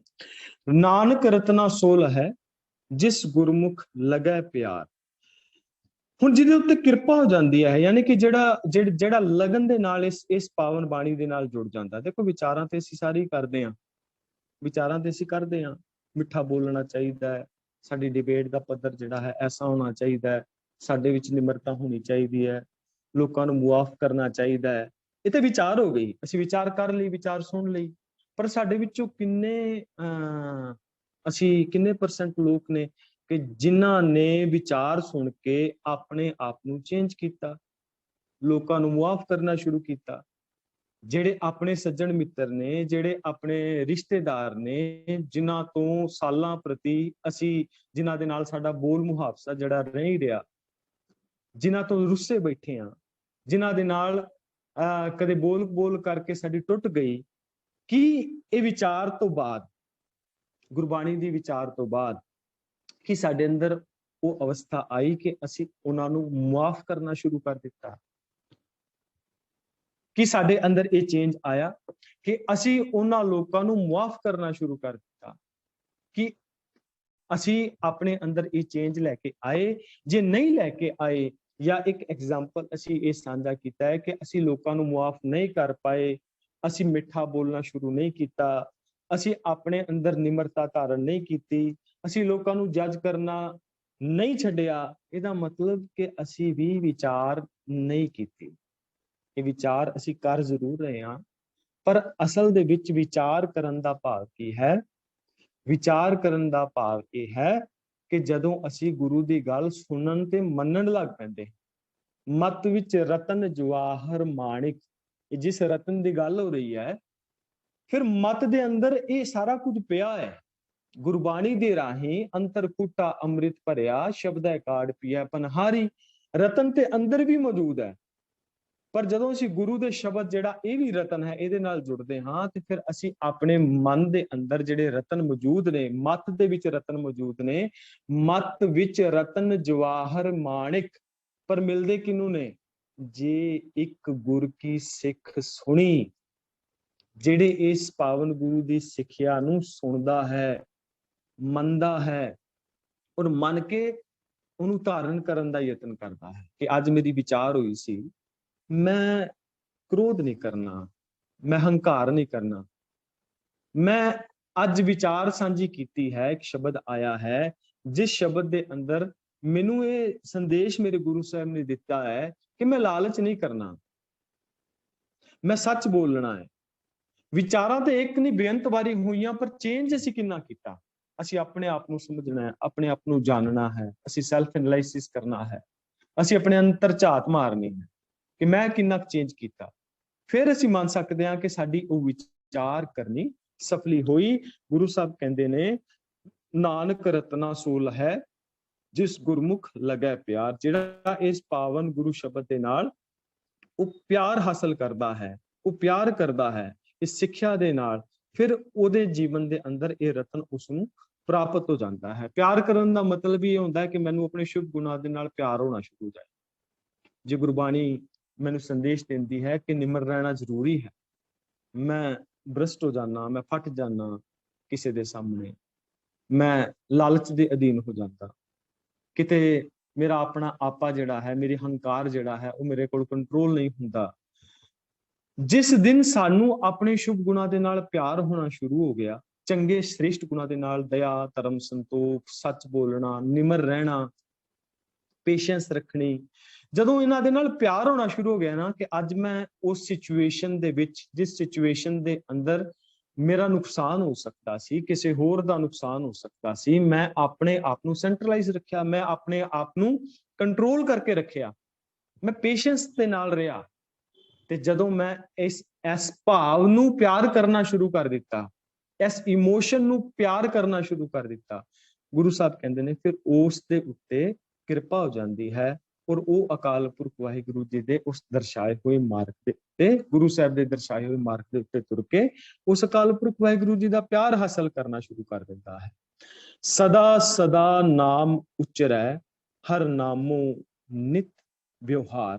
ਉਹ ਮਨੁੱਖ ਸਦਾ ਪ੍ਰਭੂ ਦਾ ਨਾਮ ਜਪਦਾ ਹੈ, ਨਾਮ ਜਪਣਾ ਹੀ ਉਸ ਦਾ ਨਿਤ ਦਾ ਵਿਹਾਰ ਬਣ ਜਾਂਦਾ ਹੈ, ਯਾਨੀ ਕਿ ਉਹਦਾ ਬਿਹੇਵ ਦੇ ਵਿੱਚ ਸ਼ਾਮਲ ਹੋ ਜਾਂਦਾ ਹੈ। ਉਹ ਨਾਮ ਜਪਦਾ ਹੈ। ਦੇਖੋ, ਤਿੰਨ ਚੀਜ਼ਾਂ ਆਪਾਂ ਡਿਸਕਸ਼ਨ ਆਮ ਤੌਰ ਤੇ ਆਪਨੇ ਸੁਣੀ ਵੀ ਹੋਣੀ, ਕਿ ਪਹਿਲੀ ਗੱਲ ਦਸਤਾਰ। ਦਸਤਾਰ ਦਾ ਮਤਲਬ ਬੰਦੇ ਦੀ ਬਾਹਰੀ ਦਿੱਖ, ਕਿਉਂਕਿ ਬਾਹਰੀ ਦਿੱਖ ਜਿਹੜੀ ਜਿਵੇਂ ਦੀ ਹੋਵੇਗੀ, ਸਾਡਾ ਜਿਹੜਾ ਡਰੈਸ ਸੈਂਸ ਜਿੱਦਾਂ ਦੀ ਹੁੰਦੀ ਹੈ, ਸਾਡੀ ਦਸਤਾਰ, ਸਾਡੀ ਡਰੈਸ ਸੈਂਸ ਜਿੱਦਾਂ ਦੀ ਹੋਵੇਗੀ, ਜਾਂ ਸਾਡਾ ਜਿਹੜਾ ਬਾਹਰੀ ਜਿਹੜਾ ਬਹਿਰੂਨੀ ਆਵਰਣ ਹੁੰਦਾ ਹੈ, ਇਸ ਤੋਂ ਬਹੁਤ ਜ਼ਿਆਦਾ ਇਨਸਾਨ ਦੀ ਪਰਸਨੈਲਿਟੀ ਪਤਾ ਲੱਗ ਜਾਂਦੀ ਹੈ। ਜਿੱਦਾਂ ਕਈ ਭੈਣਾਂ ਨੇ ਕੰਨ ਛੇਦੇ ਹੁੰਦੇ ਨੇ, ਕਈ ਥਾਵਾਂ ਤੋਂ ਬਹੁਤ ਸਾਰੇ ਔਰਨਾਮੈਂਟਸ ਪਾਏ ਹੁੰਦੇ ਨੇ, ਬਹੁਤ ਸਾਰਾ ਜਿਹੜਾ ਭੜਕੀਲਾ ਜਿਹੜਾ ਹੈ ਉਹ ਵਸਤਰ ਪਾਇਆ ਹੁੰਦਾ ਹੈ। ਬਹੁਤਾ ਟਾਈਮ ਨਹੀਂ ਲੱਗਦਾ ਕਿ ਉਹਦੀ ਪਰਸਨੈਲਿਟੀ ਨੂੰ ਸਮਝਣ ਦੇ ਵਾਸਤੇ। ਜਾਂ ਅੱਜ ਕੱਲ ਦੇ ਜਿਹੜੇ ਮੁੰਡੇ ਨੇ, ਜਿਸ ਰੂਪ ਦੇ ਅੰਦਰ ਉਹਨਾਂ ਦੇ ਹੇਅਰ ਸਟਾਈਲਸ ਹੁੰਦੇ ਨੇ, ਜਾਂ ਜਿਵੇਂ ਦਾ ਉਹਨਾਂ ਦੀ ਬਾਹਰੀ ਦਿੱਖ ਹੁੰਦੀ ਹੈ, ਬਹੁਤਾ ਟਾਈਮ ਨਹੀਂ ਲੱਗਦਾ। ਇਸ ਕਰਕੇ ਸਿਆਣੇ ਕਹਿੰਦੇ ਨੇ ਦਸਤਾਰ ਗੁਫਤਾਰ। ਪਰ ਹਾਂ, ਜੇ ਕਿਸੇ ਦੀ ਦਸਤਾਰ ਜਾਂ ਜਿਹੜਾ ਬੜਾ ਬੀਬਾ ਜਿਸਨੇ ਕੱਪੜਾ ਜਿਹੜਾ ਲੱਗਦਾ ਹੋਵੇ, ਕੱਪੜੇ ਸਾਦੇ ਪਾਏ ਹੋਣ, ਜਿੱਦਾਂ ਕਿ ਬਾਣੀ ਦੇ ਅੰਦਰ ਇਹ ਵੀ ਆਖਿਆ ਵੀ ਬਗਲਾ ਦੀ ਨਿਆਈ ਹੋਵੇ, ਯਾਨੀ ਕਿ ਚਿੱਟ ਕੱਪੜੀਆ ਹੋਵੇ, ਦਸਤਾਰ ਵੀ ਸੋਹਣੀ ਬਣੀ ਹੋਵੇ, ਧਾਰਮਿਕ ਵੀ ਲੱਗਦਾ ਹੋਵੇ, ਪਰ ਜਦੋਂ ਬੋਲੇਗਾ, ਜਦੋਂ ਗੱਲਬਾਤ ਕਰੇਗਾ, ਫਿਰ ਉਸ ਤੋਂ ਅਹਿਸਾਸ ਹੋ ਜਾਵੇਗਾ ਕਿ ਇਹਦੀ ਗੱਲਬਾਤ ਦਾ ਜਿਹੜਾ ਲੈਵਲ ਕੈਸਾ ਹੈ, ਇਹ ਕਿਸ ਰੂਪ ਦੇ ਅੰਦਰ ਆਪਣੇ ਜੀਵਨ ਨੂੰ ਜੀ ਰਿਹਾ ਹੈ, ਕਿੱਦਾਂ ਦੀ ਐਸੀ ਜ਼ਿੰਦਗੀ ਹੈ। ਚਲੋ ਇਹਨਾਂ ਦੋਨਾਂ ਤੋਂ ਵੀ ਕੋਈ ਬੰਦਾ ਭਰਮਾ ਸਕਦਾ ਹੈ, ਪਰ ਤੀਜੀ ਗੱਲ ਆ ਜਾਂਦੀ ਹੈ ਰਫਤਾਰ। ਰਫਤਾਰ ਦਾ ਮਤਲਬ ਹੁੰਦਾ ਸਾਡਾ ਟੋਟਲੀ ਪਰਸਨੈਲਿਟੀ ਦਾ ਬਿਹੇਵੀਅਰ ਜਿਹੜਾ ਆ ਜਾਂਦਾ ਹੈ, ਸਾਡਾ ਬਿਹੇਵੀਅਰ ਕੈਸਾ ਹੈ। ਉਹ ਬਿਹੇਵੀਅਰ ਦੀ ਗੱਲ ਗੁਰੂ ਸਾਹਿਬ ਜੀ ਇਸ ਪਾਵਨ ਪੰਕਤੀ ਦੇ ਅੰਦਰ ਕਰਦੇ ਨੇ ਕਿ ਸਦਾ ਸਦਾ ਨਾਮ ਉਚਰੈ ਹਰ ਨਾਮੋ ਨਿਤ ਵਿਵਹਾਰ। ਉਹ ਮਨੁੱਖ ਸਦਾ ਪ੍ਰਭੂ ਦਾ ਨਾਮ ਜਪਦਾ ਹੈ, ਸਦਾ ਗੁਣਾ ਦੇ ਨਾਲ ਜੁੜਿਆ ਰਹਿੰਦਾ ਹੈ। ਨਾਮ ਜਪਣਾ ਹੀ ਉਸਦਾ ਨਿਤ ਦਾ ਵਿਹਾਰ ਬਣ ਜਾਂਦਾ ਹੈ, ਉਹਦਾ ਬਿਹੇਵੀਅਰ ਦੇ ਅੰਦਰ ਉਹ ਚੀਜ਼ ਆ ਜਾਂਦੀ ਹੈ। ਫਿਰ ਉਹਦੀ ਸ਼ਖਸੀਅਤ ਦੇ ਅੰਦਰ ਉਹਨੂੰ ਉਚੇਚ ਕਰਕੇ ਉਹ ਸ਼ੁਭ ਗੁਣ ਲਿਆਉਣੇ ਨਹੀਂ ਪੈਂਦੇ, ਉਹਦੀ ਸ਼ਖਸੀਅਤ ਦੇ ਅੰਦਰ ਉਹ ਚੀਜ਼ਾਂ ਝਲਕਣੀਆਂ ਸ਼ੁਰੂ ਹੋ ਜਾਂਦੀਆਂ ਨੇ। ਜਿਵੇਂ ਕਹਿੰਦੇ ਕਿ ਲੁੱਕ ਲਾਈਕ ਅ ਸਿੱਖ, ਸਿੱਖਾਂ ਦੀ ਦਿੱਖ ਵੀ ਹੋਵੇ ਨਾ, ਸਿੱਖ ਜੇ ਮੈਂ ਕਹਿ ਰਿਹਾ ਮੈਂ ਸਿੱਖ ਹਾਂ, ਲੁੱਕ ਲਾਈਕ ਅ ਸਿੱਖ। ਫਿਰ ਕਹਿੰਦੇ ਕਿ ਥਿੰਕ ਲਾਈਕ ਅ ਸਿੱਖ, ਫਿਰ ਸੋਚਣੀ ਵੀ ਮੇਰੀ ਸਿੱਖਾਂ ਵਰਗੀ ਹੋਵੇ, ਮੈਂ ਸਿੱਖ ਦੀ ਤਰ੍ਹਾਂ ਐਜ਼ ਅ ਸਿੱਖ ਸੋਚ ਸਕਾਂ ਗੁਰੂ ਸਾਹਿਬ ਮੈਨੂੰ ਕੀ ਸਮਝਾਉਣਾ ਚਾਹ ਰਹੇ ਨੇ। ਫਿਰ ਬਿਹੇਵ ਲਾਈਕ ਅ ਸਿੱਖ, ਫਿਰ ਨਿਰਾ ਮੈਂ ਗੱਲੀ ਬਾਤੀ ਨਾ ਹੋਵਾਂ, ਮੈਂ ਵਿਚਾਰ ਤੱਕ ਸੀਮਿਤ ਨਾ ਹੋਵਾਂ, ਵਿਚਾਰ ਨੂੰ ਆਪਣੇ ਜੀਵਨ ਦੇ ਅਧੀਨ ਉਹਨੂੰ ਵਸਾ ਕੇ ਫਿਰ ਮੈਂ ਬਿਹੇਵ ਵੀ ਕਰਨਾ ਸ਼ੁਰੂ ਕਰ ਦੇਵਾਂ, ਮੈਂ ਕਿਸੇ ਦੀ ਹੈਲਪ ਕਰਨਾ ਸ਼ੁਰੂ ਕਰ ਦੇਵਾਂ, ਮੈਂ ਕਿਸੇ ਨੂੰ ਆਪਣੇ ਵੱਲੋਂ ਜੋ ਮੇਰੇ ਗੁਰੂ ਸਾਹਿਬ ਨੇ ਮੈਨੂੰ ਹੁਕਮ ਦਿੱਤਾ ਹੈ, ਮੈਂ ਆਪਣੀ ਸ਼ਖਸੀਅਤ ਦੇ ਅੰਦਰ ਮੈਂ ਆਪਣੀ ਕਮੀ ਨੂੰ ਲੱਭ ਕੇ ਉਸ ਨੂੰ ਦੂਰ ਕਰਨਾ ਸ਼ੁਰੂ ਕਰ ਦੇਵਾਂ। ਆਪਣੇ ਬਿਹੇਵੀਅਰ ਦੇ ਅੰਦਰ, ਬਿਹੇਵ ਦੇ ਵਿੱਚ ਮੈਂ ਇਸ ਪਾਵਨ ਗੁਰਬਾਣੀ ਨੂੰ ਲਿਆਉਣਾ ਸ਼ੁਰੂ ਕਰ ਦੇਵਾਂ ਔਰ ਨਿਤਾ ਪ੍ਰਤੀ ਆਪਣੀ ਇਸ ਪਾਵਨ ਬਾਣੀ ਦੇ ਨਾਲ ਜੁੜ ਸਕਾਂ ਔਰ ਆਪਣੇ ਅੰਦਰ ਚੇਂਜ ਲਿਆ ਸਕਾਂ। ਕਿਰਪਾ ਕਰੇ ਜੇ ਆਪਣੀ ਤਾਂ ਹਰ ਰੱਖਾਂ ਉਰਤਾਰ। ਉਰ ਕਹਿੰਦੇ ਨੇ ਹਿਰਦੇ ਨੂੰ, ਮਨ ਔਰ ਹਿਰਦਾ ਲਗਭਗ ਇਹਦੇ ਜਿਹੜੇ ਅਰਥ ਕੀਤੇ ਨੇ, ਭਾਵ ਅਰਥ ਕੀਤੇ ਨੇ ਸਾਡੇ ਵਿਦਵਾਨਾਂ ਨੇ, ਉਹ ਸੇਮ ਹੀ ਕੀਤੇ ਨੇ। ਜੇ ਉਸ ਅਕਾਲ ਪੁਰਖ ਵਾਹਿਗੁਰੂ ਜੀ ਦੇ ਸ਼ੁਭ ਗੁਣਾਂ ਦੇ ਨਾਲ ਮੈਂ ਜੁੜਾਂ, ਆਪਣੇ ਆਪ ਨੂੰ, ਆਪਣੇ ਮਨ ਨੂੰ ਮੈਂ ਉਸ ਢੰਗ ਦਾ ਤਿਆਰ ਕਰ ਲਵਾਂ, ਯਾਨੀ ਕਿ ਮੈਂ ਭਾਂਡਾ ਆਪਣਾ ਤਿਆਰ ਕਰ ਲਵਾਂ ਕਿ ਇਸ ਪਾਵਨ ਬਾਣੀ ਨੂੰ ਅੰਦਰ ਅਮਾਉਣ ਔਰ ਅੰਦਰ ਸਮਾਉਣ ਦੇ ਵਾਸਤੇ ਹੁਣ ਮੇਰੀ ਉਹ ਥਾਂ ਸਾਵੀ ਪੱਧਰੀ ਹੋ ਚੁੱਕੀ ਹੈ। ਜਿੱਦਾਂ ਬੰਜਰ ਜ਼ਮੀਨ ਹੁੰਦੀ ਹੈ ਨਾ, ਬੰਜਰ ਜ਼ਮੀਨ ਦੇ ਵਿੱਚ ਮੈਂ ਹਿਸਾਰ ਸਾਈਡ ਥੋੜਾ ਜਿਹਾ ਟਾਈਮ ਬਤੀਤ ਕੀਤਾ ਹੈ, ਜਿਹੜਾ ਇੱਥੋਂ ਬਾਂਦਰ ਦਾ ਇਲਾਕਾ ਹੈ, ਰਾਜਸਥਾਨ ਦਾ ਬਾਰਡਰ ਪੈ ਜਾਂਦਾ ਉੱਥੇ। ਉੱਥੇ ਬਹੁਤ ਲੋਕ ਸੀ ਜਿਹੜੇ ਯਤਨ ਕਰਦੇ ਸਨ ਵੀ ਸਾਡੇ ਇਸ ਏਰੀਆ ਦੇ ਵਿੱਚ ਵੀ ਜ਼ਰਖੇਜ਼ ਹੋ ਜਾਵੇ ਧਰਤੀ। ਬੰਜਰ ਧਰਤੀ ਸੀਗੀ, ਬਿਲਕੁਲ ਬੰਜਰ ਧਰਤੀ, ਰੇਤੀਲਾ ਇਲਾਕਾ ਸੀ, ਜਿਹੜਾ ਬੀਜ ਪਾਇਆ ਜਾਂਦਾ ਸੀ ਖਤਮ ਹੋ ਜਾਂਦਾ ਸੀ। ਕਾਰਨ ਸੀਗਾ ਕਿ এনवायरमेंट ਪ੍ਰੋਪਰ ਨਹੀਂ ਸੀ ਮਿਲ ਰਿਹਾ। ਹੁਣ ਐਸੀ ਗੱਲ ਨਹੀਂ ਕਿ ਉਹਨਾਂ ਲੋਕਾਂ ਕੋਲ ਪੈਸਾ ਨਹੀਂ ਸੀ, ਕਿ ਉਹ ਉੱਥੇ ਪਾਣੀ ਦੀ ਥੋੜਾ ਹੈ, ਪਾਣੀ ਵੀ ਉੱਥੇ ਪ੍ਰੋਵਾਈਡ ਕਰ ਦਿੱਤਾ ਗਿਆ, ਪਰ ਅੱਜ ਵੀ ਉਹ ਫਸਲ, ਉਹ ਖੇਤੀ ਉਹ ਨਹੀਂ ਹੁੰਦੀ ਜਿਹੜੀ ਫਸਲ ਖੇਤੀ ਐਗਰੀਕਲਚਰ ਅਸੀਂ ਹਰਿਆਣਾ ਔਰ ਪੰਜਾਬ ਦੇ ਅੰਦਰ, ਕੁਝ ਯੂਪੀ ਦੇ ਇਲਾਕਿਆਂ ਦੇ ਵਿੱਚ ਦੇਖ ਲੈਂਦੇ। ਸੋ ਇਸੇ ਤਰ੍ਹਾਂ ਇਹ ਵਿਚਾਰਾਂ ਹੋ ਰਹੀਆਂ ਨੇ, ਪਰ ਕੀ ਸਾਡੀ ਉਹ ਕਲਰਾਠੀ ਧਰਤੀ ਹੈ, ਸਾਡੀ ਉਹ ਸੋਚ, ਸਾਡਾ ਮਨ, ਸਾਡਾ ਮਾਈਂਡ ਕੀ ਇਸ ਪਾਵਨ ਬਾਣੀ ਨੂੰ ਗ੍ਰੈਬ ਕਰਨ ਵਾਸਤੇ ਤਿਆਰ ਹੈ? ਕਿ ਅਸੀਂ ਤਿਆਰ ਕੀਤਾ ਇਸ ਨੂੰ ਅਮਾਉਣ ਔਰ ਸਮਾਉਣ ਦੇ ਵਾਸਤੇ? ਵੀ ਪ੍ਰਫੁੱਲਤ ਨਹੀਂ ਹੋ ਰਿਹਾ, ਇਹਦਾ ਮਤਲਬ ਚੇਂਜ ਨਹੀਂ ਆ ਰਿਹਾ, ਇਹਦਾ ਮਤਲਬ ਕਿਤੇ ਨਾ ਕਿਤੇ ਕੋਈ ਘਾਟ ਹੈ, ਕਿਤੇ ਕਿਸੇ ਲੈਵਲ ਤੇ ਜਾ ਕੇ ਕਿਤੇ ਨਾ ਕਿਤੇ ਕੋਈ ਕਮੀ ਹੈ, ਕਿਉਂਕਿ ਇਹ ਤੇ ਕੰਪਲੀਟ ਹੈ ਆਪਣੇ ਆਪ ਦੇ ਅੰਦਰ। ਇਹ ਕੰਪਲੀਟ ਇੰਸਟੀਟਿਊਸ਼ਨ ਹੈ ਪਾਵਨ ਬਾਣੀ, ਇਹ ਗੁਰੂ ਸਾਹਿਬ ਦੀ ਜਿਹੜੀ ਸੋਚ ਹੈ। ਸਾਡੇ ਅੰਦਰ ਕਿਤੇ ਨਾ ਕਿਤੇ ਕੋਈ ਕਮੀ ਹੈ ਜੋ ਅਸੀਂ ਆਪਣੇ ਬਿਹੇਵ ਨੂੰ ਚੇਂਜ ਨਹੀਂ ਕਰ ਪਾ ਰਹੇ। ਸੋ ਗੁਰੂ ਸਾਹਿਬ ਕਹਿੰਦੇ ਨੇ ਕਿਰਪਾ ਕਰੇ ਜੇ ਆਪਣੀ ਤਾਂ ਹਰ ਰੱਖਾਂ ਉਰਤਾਰ। ਜੇ ਮੈਂ ਆਪਣੇ ਆਪ ਨੂੰ ਤਿਆਰ ਕਰ ਲਵਾਂ ਤਾਂ ਮੈਂ ਉਹਦੀ ਨਜ਼ਰੇ ਇਨਾਇਤ ਦਾ ਪਾਤਰ ਬਣ ਸਕਦਾ, ਮੈਂ ਕਿਰਪਾ ਦਾ ਪਾਤਰ ਬਣ ਸਕਦਾ। ਫਿਰ ਮੇਰੇ ਉੱਤੇ ਰਹਿਮਤ ਹੋਵੇਗੀ, ਮੇਰੇ ਉੱਤੇ ਵੀ ਉਹ ਵਰਖਾ ਹੋਵੇਗੀ ਔਰ ਮੈਂ ਵੀ ਆਪਣੀ ਸ਼ਖਸੀਅਤ ਨੂੰ ਤਬਦੀਲ ਕਰ ਸਕਦਾ ਹਾਂ। ਮਹਿਲਾ ਤੀਜਾ, ਸਤਿਗੁਰ ਕੀ ਸੇਵ ਨਾ ਕੀਨੀਆਂ ਹਰ ਨਾਮ ਨਾ ਲੱਗੋ ਪਿਆਰ। ਜਿਨ੍ਹਾਂ ਬੰਦਿਆਂ ਨੇ ਗੁਰੂ ਦੀ ਦੱਸੀ ਕਾਰ ਨਹੀਂ ਕੀਤੀ, ਜਿਨ੍ਹਾਂ ਦੀ ਲਗਨ ਪ੍ਰਭੂ ਦੇ ਨਾਮ ਵਿੱਚ ਨਹੀਂ ਬਣੀ, ਹਰ ਨਾਮ ਨਾ ਲੱਗੋ ਪਿਆਰ। ਮਤ ਤੁਮ ਜਾਣੋ ਓਏ ਜੀਮ ਦੇ, ਓਏ ਆਪ ਮਾਰੇ ਕਰਤਾਰ। ਇਹ ਨਾ ਸਮਝੋ ਬੰਦੇ ਜਿਉਂਦੇ ਨੇ, ਉਹਨਾਂ ਨੂੰ ਕਰਤਾਰ ਨੇ ਆਪ ਹੀ ਆਤਮਿਕ ਮੋਤੇ ਮਾਰ ਦਿੱਤਾ ਹੈ। ਹੁਣ ਇਹਦਾ ਮਤਲਬ ਇਹ ਨਹੀਂ ਕਿ ਜਿਨ੍ਹਾਂ ਨੇ ਸੇਵਾ ਨਹੀਂ ਕੀਤੀ ਜਿਹੜੇ ਨਾਮ ਦੇ ਨਾਲ ਪਿਆਰ ਦੇ ਨਾਲ ਵਿੱਚ ਨਹੀਂ ਜੁੜੇ ਤੇ ਕਰਤਾਰ ਹਥਿਆਰਾ ਬਣ ਜਾਂਦਾ ਹੈ। ਕਰਤਾਰ ਹਥਿਆਰਾ ਤੇ ਨਹੀਂ ਨਾ, ਰੱਬ ਹਥਿਆਰਾ ਤੇ ਨਹੀਂ, ਕਰਤਾਰ ਹਥਿਆਰਾ ਨਹੀਂ, ਤੇ ਫਿਰ ਇੱਥੇ ਕੀ ਭਾਵ ਹੋਇਆ ਇਹਦਾ? ਮਤ ਤੁਮ ਜਾਣੋ ਉਹ ਜੀਮ ਦੇ। ਆ ਜਿਹੜਾ ਕੁਦਰਤ ਦੇ ਜਿਹੜੇ ਨਿਯਮਾਵਲੀ ਬਣਾਈ ਹੈ, ਜਿਸ ਸਿਸਟਮ ਦੇ ਨਾਲ ਅਸੀਂ ਚੱਲ ਰਹੇ ਹਾਂ, ਸਾਰਾ ਦਾ ਸਾਰਾ ਜੀਵਨ ਕਾਰ ਜਿਹੜੀ ਸਾਡੀ ਜੀਵਨ ਰੇਖਾ ਚੱਲੀ ਆ ਰਹੀ ਹੈ, ਇਹ ਅਸਲ ਦੇ ਅੰਦਰ ਉਹਦੇ ਅਟਲ ਸਿਧਾਂਤ ਨੇ, ਜਿਹਨੂੰ ਅਸੀਂ ਕਹਿੰਦੇ ਹਾਂ ਸਤਨਾਮ, ਜਿਹਨੂੰ ਅਸੀਂ ਕਹਿੰਦੇ ਇੱਕ ਓੰਕਾਰ। ਅਟਲ ਸਿਧਾਂਤ ਨੇ ਉਸ ਅਕਾਲ ਪੁਰਖ ਵਾਹਿਗੁਰੂ ਜੀ ਦੇ, ਜਿਹੜਾ ਇਸ ਅਟਲ ਸਿਧਾਂਤ ਨੂੰ, ਅਟਲ ਨਿਯਮ ਨੂੰ, ਲਾਜ਼ ਆਫ ਨੇਚਰ ਨੂੰ ਸਮਝ ਲੈਂਦਾ ਹੈ ਔਰ ਸਮਝ ਕੇ ਤੁਰਨਾ ਸ਼ੁਰੂ ਕਰ ਦਿੰਦਾ ਹੈ, ਉਹ ਅਸਲ ਦੇ ਅੰਦਰ ਜਿਉਂਦਿਆਂ ਦੀ ਸ਼੍ਰੇਣੀ ਦੇ ਵਿੱਚ ਆ ਜਾਂਦਾ ਹੈ। ਤੇ ਜਿਹੜਾ ਇਸ ਲਾਜ਼ ਆਫ ਨੇਚਰ ਨੂੰ ਜਾਂ ਜਿਹੜਾ ਇਸ ਕੁਦਰਤ ਦੇ ਨਿਯਮਾਵਲੀ ਨੂੰ ਗੁਰਬਾਣੀ ਦੇ ਮੁਤਾਬਕ ਨਹੀਂ ਸਮਝਦਾ, ਜੋ ਗੁਰਬਾਣੀ ਨੇ ਸਾਨੂੰ ਸਿੱਖਿਆਵਾਂ ਦਿੱਤੀਆਂ ਨੇ, ਉਹ ਆਪ ਮਾਰੇ ਕਰਤਾਰ ਕਹਿੰਦੇ, ਫਿਰ ਉਹ ਇਹਨਾਂ ਨਿਯਮਾਂ ਦੇ ਅਧੀਨ ਹੀ ਆਪਣੀ ਮਤ ਖਤਮ ਕਰ ਲੈਂਦਾ ਹੈ, ਯਾਨੀ ਕਿ ਉਹ ਜਿਉਂਦਿਆਂ ਖਤਮ ਹੋ ਜਾਂਦਾ ਹੈ, ਉਹ ਜਿਉਂਦੇ ਜੀ ਆਪਣੀ ਜ਼ਮੀਰ ਮਾਰ ਲੈਂਦਾ ਹੈ, ਉਹ ਇੱਕ ਟੁਰਦੀ ਫਿਰਦੀ ਲਾਸ਼ ਬਣ ਜਾਂਦਾ ਹੈ। ਜਿਵੇਂ ਅਸੀਂ ਕਹਿੰਦੇ ਹਾਂ ਕਿ ਅਤ ਸੁੰਦਰ ਕੁਲੀਨ ਚਤੁਰ ਮੁਖ ਗਿਆਨੀ ਧਨਵੰਤ, ਮਿਰਤਕ ਕਹੀਏ ਨਾਨਕਾ ਜੇ ਪ੍ਰੀਤ ਨਹੀਂ ਭਗਵੰਤ। ਉਹ ਇਨਸਾਨ ਮਰਿਆ ਹੋਇਆ ਇਨਸਾਨ ਹੈ, ਉਹ ਇਨਸਾਨ ਇੱਕ ਟੁਰਦੀ ਫਿਰਦੀ ਲਾਸ਼ ਬਣ ਜਾਂਦਾ ਹੈ।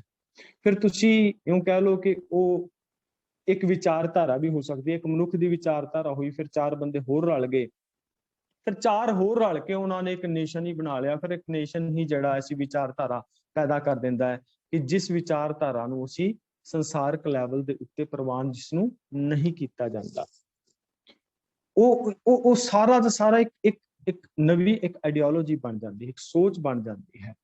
ਜਿਹਦਾ ਤੁਸੀਂ ਦੇਖਦੇ ਹੋ ਕਿ ਇੰਡੀਆ ਦੇ ਅੰਦਰ ਅਸੀਂ ਕਹਿੰਦੇ ਹਾਂ ਜਾਂ ਵਰਲਡ ਲੈਵਲ ਤੇ ਕਿਤੇ ਵੀ ਝਾਤ ਮਾਰ ਲਓ, ਹਰ ਇੱਕ ਮੁਲਕ ਕਹਿੰਦਾ ਹੈ ਕਿ ਇੱਥੇ ਡੈਮੋਕ੍ਰੇਸੀ ਹੈ, ਹਰ ਇੱਕ ਮੁਲਕ ਕਹਿੰਦਾ ਹੈ ਲੋਕਤੰਤਰ ਦੀ ਬਾਤ ਹੋਣੀ ਚਾਹੀਦੀ ਹੈ, ਹਰ ਇੱਕ ਮੁਲਕ ਦੇ ਅੰਦਰ ਯੂਐਨਓ ਨੇ ਜਦੋਂ ਲਗਭਗ 1948 ਦੇ ਅੰਦਰ ਯੂਐਨਓ ਦੇ ਅੰਦਰ ਉਹ ਸਾਰੀਆਂ ਬਾਤਾਂ ਪ੍ਰਵਾਨਿਤ ਕੀਤੀਆਂ ਗਈਆਂ, ਜਿਹਦੇ ਵਿੱਚ ਫਰੀडम ਸੀਗੀ ਸਾਰੀ ਚੀਜ਼ਾਂ ਦੇ ਉੱਤੇ, freedom of speech C, freedom of religion ਸੀਗਾ। ਕੀ ਵਰਲਡ ਲੈਵਲ ਤੇ ਸਾਰਾ ਕੁਝ ਹੋ ਰਿਹਾ, ਕਿ ਵਰਲਡ ਲੈਵਲ ਤੇ ਇਹ ਸਾਰਾ ਕੁਝ ਕ੍ਰੀਏਟ ਕਰ ਪਾਏ, ਜਾਂ ਜੋ ਬੇਗਮਪੁਰਾ ਅਸੀਂ ਬਣਾਉਣਾ ਚਾਹੁੰਦੇ ਸੀ ਐਜ਼ ਅ ਸਿੱਖ, ਜੇ ਅਸੀਂ ਆਪਣੇ ਵੱਲ ਝਾਤ ਮਾਰੀਏ, ਕਿ ਜੋ ਬੇਗਮਪੁਰਾ ਅਸੀਂ ਬਣਾਉਣਾ ਚਾਹੁੰਦੇ ਸੀ, ਜੋ ਗੁਰਬਾਣੀ ਦੇ ਸਿਧਾਂਤ ਸਾਨੂੰ ਗੁਰੂ ਸਾਹਿਬ ਨੇ ਦਿੱਤੇ, ਕਿ ਅਸੀਂ ਉਹਨਾਂ ਨੂੰ ਲਾਗੂ ਕਰ ਪਾਏ? ਅਸੀਂ ਵੀ ਉਸ ਲੈਵਲ ਤੇ ਜਾ ਕੇ ਉਹਨਾਂ ਸਿਧਾਂਤਾਂ ਨੂੰ ਲੈਵਲ ਨਹੀਂ ਕਰ ਪਾਏ, ਉਹਨੂੰ ਲਾਗੂ ਨਹੀਂ ਕਰ ਪਾਏ। ਸੋ ਗੁਰੂ ਸਾਹਿਬ ਕਹਿੰਦੇ ਨੇ ਕਿ ਅਸਲ ਵਿੱਚ ਐਸੇ ਇਨਸਾਨ, ਇਹ ਰੱਬ, ਇਹਨਾਂ ਉੱਤੇ ਰੱਬੀ ਮਾਰ ਹੈ, ਇਹ ਇੱਕ ਟੁਰਦੀ ਫਿਰਦੀ ਲਾਸ਼ਾਂ ਨੇ। ਤੇ ਐਸੇ ਸਮਾਜ ਦੇ ਵਿੱਚੋਂ ਕੀ ਅਸੀਂ ਸੁੱਖ ਦੀ ਆਸ਼ਾ ਕਰ ਸਕਦੇ ਹਾਂ, ਅੰਮ੍ਰਿਤ ਦੀ ਆਸ਼ਾ ਕਰ ਸਕਦੇ ਹਾਂ, ਬੇਪੁਰੇ ਦੀ ਆਸ਼ਾ ਕਰ ਸਕਦੇ ਹਾਂ? ਅਸੀਂ ਕਲਪਨਾ ਕਰ ਸਕਦੇ ਹਾਂ ਕਿ ਐਸੇ ਸਮਾਜ ਦੇ ਵਿੱਚੋਂ, ਜਿਸ ਸਮਾਜ ਵਿੱਚ ਅਸੀਂ ਰਹਿ ਰਹੇ ਹਾਂ, ਕਿ ਉਹਦੇ ਅੰਦਰ ਅਸੀਂ ਬੇਗਮਪੁਰਾ ਬਣਾ ਸਕਾਂਗੇ ਇਹਨਾਂ ਕੁਝ ਸਮਿਆਂ ਦੇ ਵਿੱਚ? ਜਾਪਦਾ ਤੇ ਨਹੀਂ। ਕਾਰਨ ਇਹ ਹੈ ਕਿ ਗੁਰਬਾਣੀ ਨੂੰ ਸਹੀ ਢੰਗ ਦੇ ਨਾਲ ਨਾ ਅਸੀਂ ਵਿਚਾਰਿਆ, ਨਾ ਅਸੀਂ ਸਮਝਿਆ, ਤੇ ਨਾ ਹੀ ਸਾਡੇ ਉਹਨਾਂ ਵੱਡੇ ਵਿਦਵਾਨਾਂ, ਵਿਚਾਰਕਾਂ ਔਰ ਉਹਨਾਂ ਪੋਲੀਟੀਸ਼ੀਅਨਸ ਨੇ ਜਾਂ ਉਹਨਾਂ ਧਾਰਮਿਕ ਆਚਾਰੀਆਂ ਨੇ ਵਰਲਡ ਲੈਵਲ ਦੇ ਉੱਤੇ ਇਹਦੇ ਬਾਬਤ ਕੁਝ ਕਰ ਪਾਏ। ਇਸ ਕਰਕੇ ਅੱਜ ਸਮਾਜ ਦਾ ਇਹ ਹਾਲ ਹੈ। ਗੁਰੂ ਸਾਹਿਬ ਕਹਿੰਦੇ ਨੇ ਮਤ ਤੁਮ ਜਾਣੋ ਉਹ ਜੀਮ ਦੇ, ਉਹ ਆਪ ਮਾਰੇ ਕਰਤਾਰ। ਔਰ ਇਹਦੇ ਪਿੱਛੇ ਕਾਰਨ ਹੈ ਹਉਮੈ ਵੱਡਾ ਰੋਗ ਹੈ, ਪਾਏ ਦੂਜੈ ਕਰਮ ਕਮਾਏ। ਕਹਿੰਦੇ ਮਾਇਆ ਦੇ ਮੋਹ ਵਿੱਚ ਕਰਮ ਕਰਕੇ ਉਹਨਾਂ ਨੂੰ ਹਉਮੈ ਦਾ ਰੋਗ ਚਿਮੜਿਆ ਹੈ। ਔਰ ਇਹਦੇ ਪਿੱਛੇ ਸਭ ਤੋਂ ਵੱਡਾ ਕਾਰਨ ਹੈ ਈਗੋ ਦਾ। ਇਗੋਇਸਟਿਕ ਬੰਦਾ ਜਿਹੜਾ ਹੁੰਦਾ ਹੈ, ਨਾ ਤੇ ਉਹ ਆਪ ਸ਼ਾਂਤ ਹੁੰਦਾ, ਨਾ ਉਹ ਆਪਣੇ ਪਰਿਵਾਰ ਨੂੰ ਸ਼ਾਂਤ ਰਹਿਣ ਦਿੰਦਾ, ਤੇ ਨਾ ਉਹ ਸਮਾਜ ਨੂੰ ਸ਼ਾਂਤ ਰਹਿਣ ਦਿੰਦਾ। ਜਦੋਂ ਤੱਕ ਇੱਕ ਇਗੋਇਸਟਿਕ ਬੰਦਾ ਜਿਹੜਾ ਆਪਣੇ ਉਸ ਈਗੋ ਦੀ ਪਹਿਚਾਣ ਨਹੀਂ ਕਰਦਾ, ਉਸ ਹਉਮੈ ਦੀ ਪਹਿਚਾਣ ਨਹੀਂ ਕਰਦਾ, ਜਿੱਦਾਂ ਕਿਹਾ ਜਾਂਦਾ ਹੈ ਕਿ ਜਿਹੜਾ ਵੱਧਹੀਨ ਭਾਵਨਾ ਦਾ ਸ਼ਿਕਾਰ ਹੋ ਜਾਂਦਾ, ਉਹ ਵੀ ਹਉਮੈ ਦਾ ਰੋਗ ਦਾ ਰੋਗੀ ਹੈ।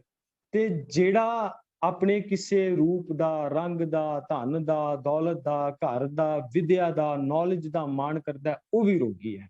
ਇੱਥੇ ਬੈਲੈਂਸ ਚਾਹੀਦਾ, ਜਿਹਦੇ ਅੰਦਰ ਨਾ ਇਨਫੀਰੀਅਰਿਟੀ ਕੰਪਲੈਕਸ ਹੋਵੇ ਤੇ ਨਾ ਸੁਪੀਰੀਅਰਿਟੀ ਕੰਪਲੈਕਸ ਹੋਵੇ। ਇੱਥੇ ਬੈਲੈਂਸ ਚਾਹੀਦਾ। ਸਹਿਜ ਕੀ ਅਕਥ ਕਥਾ ਹੈ ਨਿਰਾਰੀ, ਤੁਲ ਨਹੀਂ ਚੜ੍ਹੈ ਜਾਏ ਨਾ ਮੁਕਾਤੀ, ਹਲਕੀ ਲਗੈ ਨਾ ਪਾਰੀ।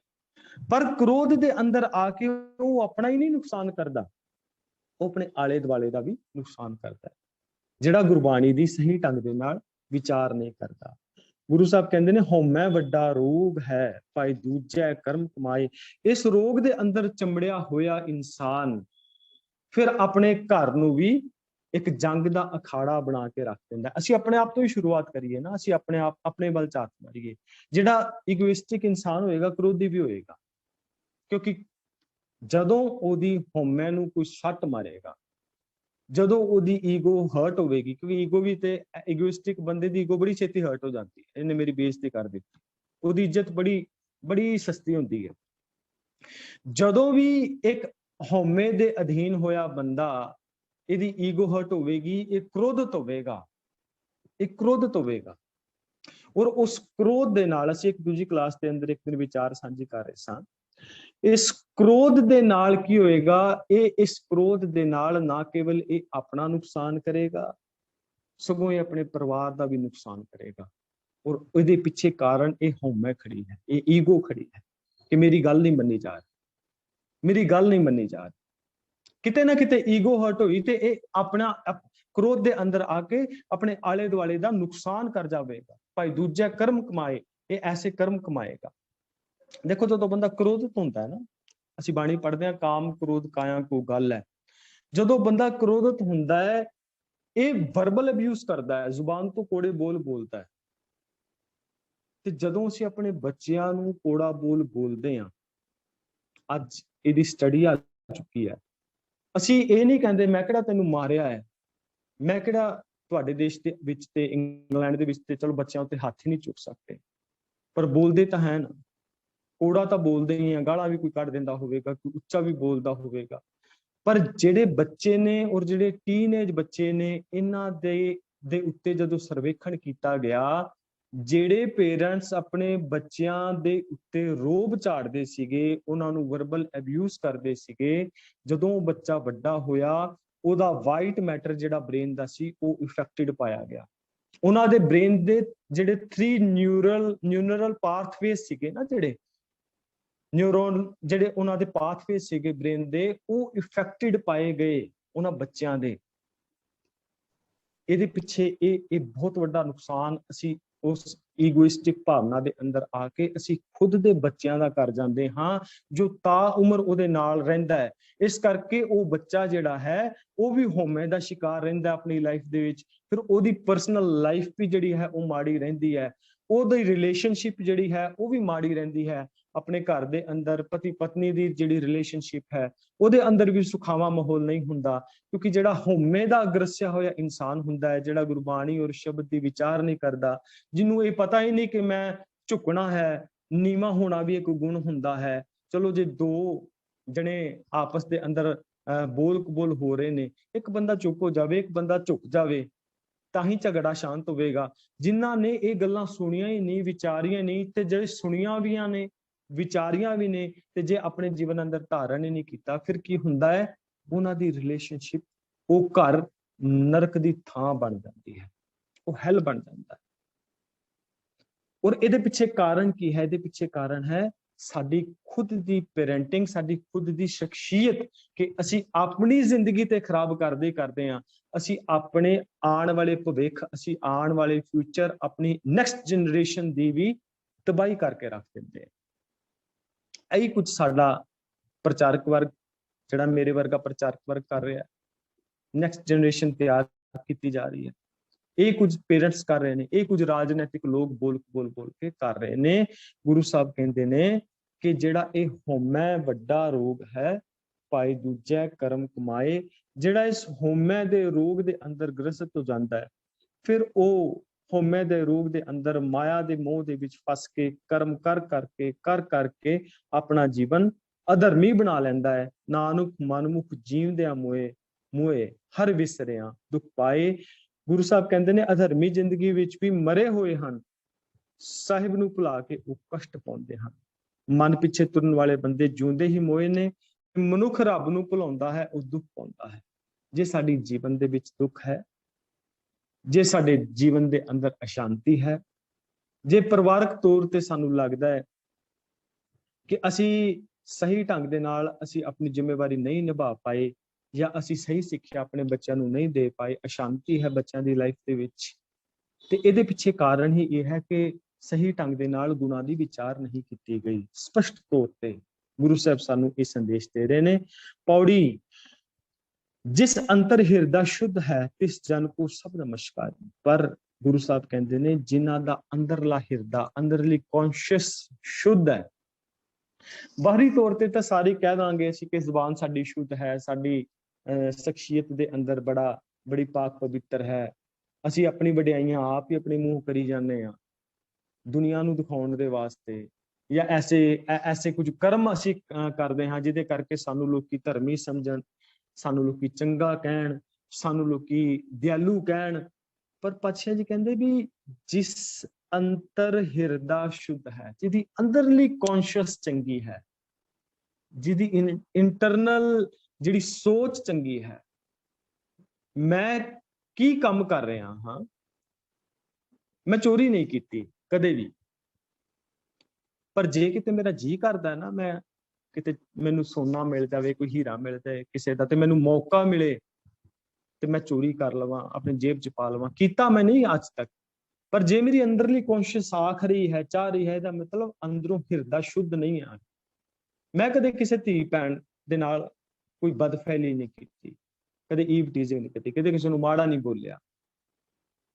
ਪਰ ਜੇ ਮੈਂ ਕਿਸੇ ਦੇ ਨਾਲ, ਕਿਸੇ ਨੂੰ ਗਲਤ ਨਿਗਾਹ ਦੇ ਨਾਲ ਦੇਖ ਰਿਹਾ ਹਾਂ, ਚਲੋ ਨਿਗਾਹ ਦੇ ਨਾਲ ਵੀ ਨਹੀਂ ਦੇਖ ਰਿਹਾ, ਮੇਰੀ ਨਜ਼ਰ ਸਰਸਰੀ ਤੌਰ ਤੇ ਚਲੇ ਗਈ, ਜੇ ਅੰਦਰ ਕਿਤੇ ਕੌਨਸ਼ੀਅਸ ਦੇ ਵਿੱਚ ਗਲਤ ਭਾਵ ਪੈਦਾ ਹੋ ਰਿਹਾ ਹੈ, ਇਹਦਾ ਮਤਲਬ ਅੰਦਰ ਹਿਰਦਾ ਹਲੇ ਤੱਕ ਸ਼ੁੱਧ ਨਹੀਂ ਹੈ, ਅੰਦਰੋਂ ਹਿਰਦਾ ਸ਼ੁੱਧ ਨਹੀਂ ਹੈ। ਜੇ ਮੈਂ ਆਪਣੇ ਕਿਸੇ ਸੱਜਣ ਮਿੱਤਰ ਨੂੰ, ਦੋਸਤ ਨੂੰ ਕਹਿ ਰਿਹਾ ਕਿ ਮੈਂ ਤੇਰੇ ਵਾਸਤੇ ਆਪਣੀ ਜਿੰਦ ਵੀ ਵਾਰ ਸਕਦਾ, ਮੈਂ ਦਮਗਜੇ ਭਰ ਰਿਹਾ, ਮੈਂ ਸ਼ੋਅ ਆਫ ਵੀ ਕਰਦਾ, ਮੈਂ ਉਹਨੂੰ ਘਰ ਬਿਠਾ ਕੇ ਰੋਟੀ ਪਾਣੀ ਵੀ ਚੰਗਾ ਖਵਾ ਰਿਹਾ, ਸਾਰਾ ਕੁਝ ਕਰ ਰਿਹਾ, ਪਰ ਜੇ ਮੇਰੇ ਕਿਤੇ ਅੰਦਰ ਖਾਤੇ ਕਿਤੇ ਹੋਰ ਕੋਈ ਸਵਾਰਥ ਕੰਮ ਕਰ ਰਿਹਾ ਹੈ, ਕਿਤੇ ਉਹ ਸਾਰੇ ਮੇਰੇ ਬਿਹੇਵ ਪਿੱਛੇ ਕੋਈ ਹੋਰ ਸਵਾਰਥ ਖੜਾ ਹੈ, ਤੇ ਇਹਦਾ ਮਤਲਬ ਮੇਰਾ ਅੰਤਰ ਹਿਰਦਾ ਸ਼ੁੱਧ ਨਹੀਂ ਹੈ। ਜੇ ਮੈਂ ਕਲਾਸ ਲਾ ਰਿਹਾ ਤੇ ਮੈਂ ਕਿਉਂ ਲਾ ਰਿਹਾ? ਕਿ ਮੈਂ ਵਾਕਈ ਆਪਣੀ ਪਰਸਨੈਲਿਟੀ ਦੇ ਵਿੱਚ ਕੋਈ ਤਬਦੀਲੀ ਕਰਨਾ ਚਾਹੁੰਦਾ, ਜਾਂ ਮੇਰਾ ਹੋਰ ਕੋਈ ਕਾਰਨ ਹੈ?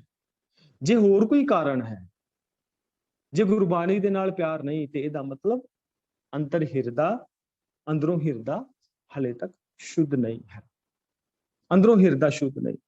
ਤਿਸ ਜਨ ਕੋ ਸਭ ਨਮਸਕਾਰੀ, ਕਹਿੰਦੇ ਜਿਸ ਅੰਤਰ ਹਿਰਦਾ ਸ਼ੁੱਧ ਹੈ, ਲੇਕਿਨ ਜਿਨ੍ਹਾਂ ਦਾ ਅੰਦਰਲਾ ਹਿਰਦਾ ਪਵਿੱਤਰ ਹੁੰਦਾ ਹੈ, ਉਹਨੂੰ ਸਾਰੀ ਦੁਨੀਆ ਨਮਸਕਾਰ ਕਰਦੀ ਹੈ, ਉਹਦਾ ਮਾਣ ਸਨਮਾਨ ਹੁੰਦਾ ਹੈ, ਜਿਹੜਾ ਅੰਦਰੋਂ ਬਾਹਰੋਂ ਇੱਕ ਹੋ ਜਾਂਦਾ ਹੈ। ਜਿਸ ਅੰਦਰ ਨਾਮ ਨਿਧਾਨ ਹੈ, ਤਿਸ ਜਨ ਕੋ ਹਉ ਬਲਿਹਾਰੀ। ਗੁਰੂ ਸਾਹਿਬ ਕਹਿੰਦੇ ਨੇ ਮੈਂ ਉਸ ਤੋਂ ਸਦਕੇ ਹਾਂ ਜਿਸ ਦੇ ਹਿਰਦੇ ਵਿੱਚ ਨਾਮ ਰੂਪੀ ਖਜ਼ਾਨਾ ਹੈ, ਜਿਹੜਾ ਆਪਣੇ ਹਿਰਦੇ ਦੇ ਅੰਦਰ ਇਹਨਾਂ ਸ਼ੁਭ ਗੁਣਾਂ ਨੂੰ ਸਮੋ ਕੇ ਬੈਠਾ ਹੈ। ਜਿਸ ਅੰਦਰ ਬੁੱਧ ਵਿਵੇਕ ਹੈ, ਹਰ ਨਾਮ ਮੁਰਾਰੀ, ਜਿਹਦੇ ਅੰਦਰ ਭਲੀ ਮਤ ਹੈ, ਚੰਗੇ ਮੰਦੇ ਦੀ ਪਹਿਚਾਣ ਤੇ ਉਸ ਰੱਬੀ ਨਾਮ ਤੇ ਰੱਬੀ ਗੁਣਾਂ ਦੇ ਨਾਲ ਜਿਹੜਾ ਜੁੜਿਆ ਹੈ, ਜਿਹੜਾ ਪਹਿਚਾਨ ਕਰ ਸਕਦਾ ਹੈ ਕਿ ਮੇਰਾ ਚੰਗਾ ਕੀ ਹੈ ਤੇ ਮੇਰਾ ਮੰਦਾ ਕੀ ਹੈ, ਮੈਂ ਗੁਰਬਾਣੀ ਨੂੰ ਕਿਸ ਢੰਗ ਦੇ ਨਾਲ ਵਰਤਣਾ ਹੈ।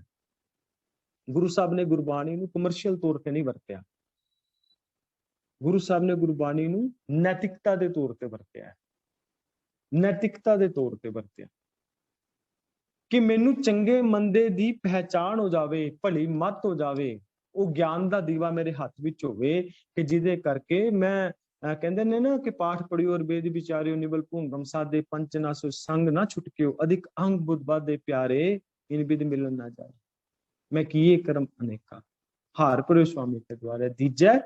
ਬੁੱਧ ਵਿਵੇਕਾ, ਜਿਹੜਾ ਗੁਰੂ ਮੈਨੂੰ ਬੁੱਧ ਤੇ ਵਿਵੇਕ ਦਿੰਦਾ ਹੈ, ਤੇ ਜਿਸ ਦਿਨ ਮੇਰੇ ਜੀਵਨ ਵਿੱਚ ਬੁੱਧ ਤੇ ਵਿਵੇਕ ਆ ਗਈ, ਮੈਨੂੰ ਚੰਗੇ ਮਾੜੇ ਦਾ ਜਿਹੜਾ ਹੈ ਨਿਰਣਾ ਕਰਨ ਦੀ ਮੇਰੇ ਜੀਵਨ ਦੇ ਅੰਦਰ ਸੋਝੀ ਆ ਗਈ।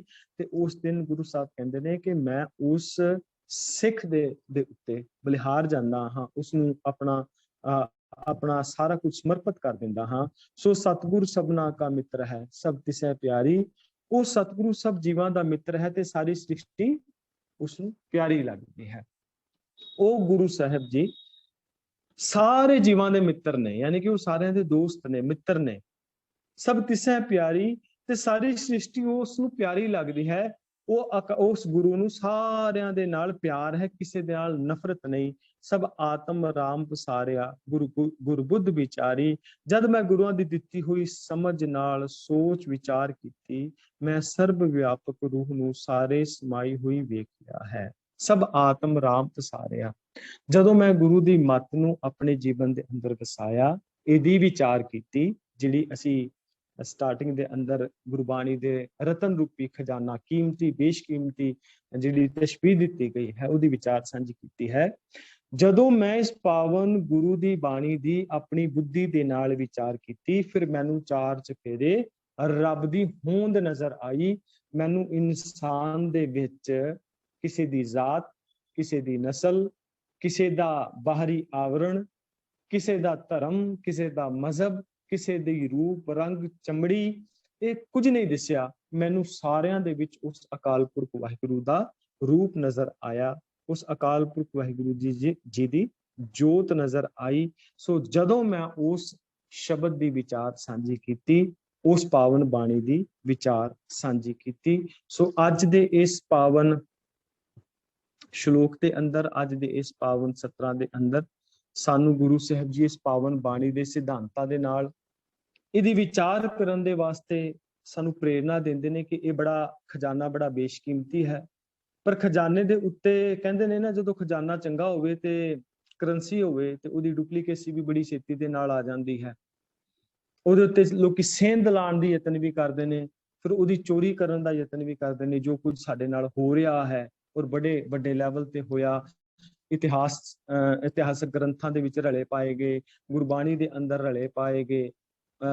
ਇਹ ਤੇ ਗੁਰੂ ਅਰਜਨ ਦੇਵ ਮਹਾਰਾਜ ਜੀ ਨੇ ਜਿੱਦਾਂ ਇੰਟਰਲੋਕਿੰਗ ਕੀਤੀ ਇਸ ਪਾਵਨ ਗੁਰੂ ਗ੍ਰੰਥ ਸਾਹਿਬ ਮਹਾਰਾਜ ਜੀ ਦੀ, ਨਹੀਂ ਤੇ ਜਿਸ ਲੈਵਲ ਤੇ ਰਲੇ ਪਾਏ ਗਏ, ਹੋ ਸਕਦਾ ਹੈ ਸਾਡੇ ਕੋਲ ਆਥੈਂਟਿਕ ਬਾਣੀ ਨਾ ਹੀ ਹੁੰਦੀ ਅੱਜ ਤੱਕ, ਜੇ ਇੰਨਾ ਯਤਨ ਨਾ ਕੀਤਾ ਹੁੰਦਾ। ਸੋ ਅੱਜ ਦੇ ਪਾਵਨ ਬਾਣੀ ਦੇ ਵਿਚਾਰ ਦੇ ਅੰਦਰ, ਇਹ ਪਾਵਨ ਬਾਣੀ ਪਿਓ ਦਾਦੇ ਦਾ ਖਜ਼ਾਨਾ ਹੈ, ਬੜਾ ਬੇਸ਼ਕੀਮਤੀ ਹੈ। ਇਹਦੀ ਅਸੀਂ ਵਿਚਾਰ ਸਾਂਝੀ ਕਰਨੀ ਹੈ ਔਰ ਇਹਦੀ ਵਿਚਾਰ ਸਾਂਝੀ ਕਰਕੇ ਅਸੀਂ ਆਪਣੇ ਜੀਵਨ ਦੇ ਅੰਦਰ ਚੇਂਜ ਲੈ ਕੇ ਆਣਾ ਹੈ। ਆਪਣੇ ਜੀਵਨ ਵਿੱਚੋਂ ਹਉਮੈ ਦੇ ਰੋਗ ਨੂੰ ਖਤਮ ਕਰਨਾ ਹੈ। ਆਪਣੇ ਜੀਵਨ ਦੇ ਅੰਦਰ ਉਹਨਾਂ ਔਗਣਾਂ ਦੇ ਉੱਤੇ ਉਹਨੂੰ ਖਤਮ ਕਰਨਾ ਹੈ ਔਰ ਇਸ ਜਗਤ ਦੇ ਅੰਦਰ ਸਰਬ ਵਿਆਪਕਤਾ ਉਸ ਅਕਾਲ ਪੁਰਖ ਵਾਹਿਗੁਰੂ ਜੀ ਦੀ ਵੇਖਣੀ ਹੈ। ਹਰ ਜ਼ਰੇ ਜ਼ਰੇ ਦੇ ਅੰਦਰ, ਹਰ ਇੱਕ ਇਨਸਾਨ ਦੇ ਅੰਦਰ ਕਿਸੇ ਤੋਂ ਨਫ਼ਰਤ ਨਹੀਂ ਕਰਨੀ। ਸਭ ਕੋ ਮੀਤ ਹਮ ਆਪਨ ਕੀ ਨਾ, ਹਮ ਸਭਨਾ ਕੇ ਸਾਜਨ ਵਾਲੀ ਅਵਸਥਾ ਦੇ ਅੰਦਰ ਅਸੀਂ ਵਿਚਰਨਾ ਹੈ। ਬਿਸਰ ਗਈ ਸਭ ਤਾਤ ਪਰਾਈ, ਜਬ ਤੇ ਸਾਧ ਸੰਗਤ ਕੋਈ ਪਾਈ, ਨਾ ਕੋ ਬੈਰੀ ਨਹੀਂ ਬੇਗਾਨਾ, ਸਗਲ ਸੰਗ ਹਮਕੋ ਬਨ ਆਈ ਵਾਲੀ ਅਵਸਥਾ ਦੇ ਅੰਦਰ ਰਹਿਣਾ ਹੈ। ਕਬੀਰ ਸਾਹਿਬ ਜੀ ਕਹਿੰਦੇ ਨੇ, ਕਬੀਰ ਹਰ ਹੀਰਾ ਜਨ ਜੋਹਰੀ ਲੈ ਕੇ ਮਾਂਡੈ ਹਾਟ, ਜਬ ਹੀ ਪਾਈਆ ਪਾਰਖੂ ਤਬ ਹੀਰਨ ਕੀ ਸਾਟ। ਕਿ ਇਹ ਰਤਨ ਜਿਹੜਾ ਹੈ ਬੜਾ ਬੇਸ਼ਕੀਮਤੀ ਹੈ, ਪਰ ਜਿੱਥੇ ਲੱਗਦਾ ਸਾਨੂੰ ਕੋਈ ਕਿ ਇਹਦਾ ਪਾਰਖੂ ਮਿਲ ਰਿਹਾ ਹੈ, ਉਦੋਂ ਅਸੀਂ ਇਸ ਗੁਣਾ ਦੇ ਖਜ਼ਾਨੇ ਦੀ ਵਿਚਾਰ ਸਾਂਝੀ ਕਰਨੀ ਹੈ। ਇਸ ਗੁਣਾ ਦੇ ਖਜ਼ਾਨੇ ਦੀ ਵਿਚਾਰ ਸਾਂਝੀ ਕਰਕੇ ਅਸੀਂ ਆਪ ਵੀ ਲਾਭ ਲੈਣਾ ਹੈ ਔਰ ਅਸੀਂ ਦੂਜੇ ਨੂੰ ਵੀ ਲਾਭ ਦੇਣ ਦਾ ਯਤਨ ਕਰਨਾ। ਸੋ ਇਤਨੇ ਕੋ ਬੇਨਤੀ ਪ੍ਰਵਾਨ ਜੀ, ਸਮਾਪਤ ਹੈ। ਵਾਹਿਗੁਰੂ ਜੀ ਕਾ ਖਾਲਸਾ, ਵਾਹਿਗੁਰੂ ਜੀ ਕੀ ਫਤਿਹ।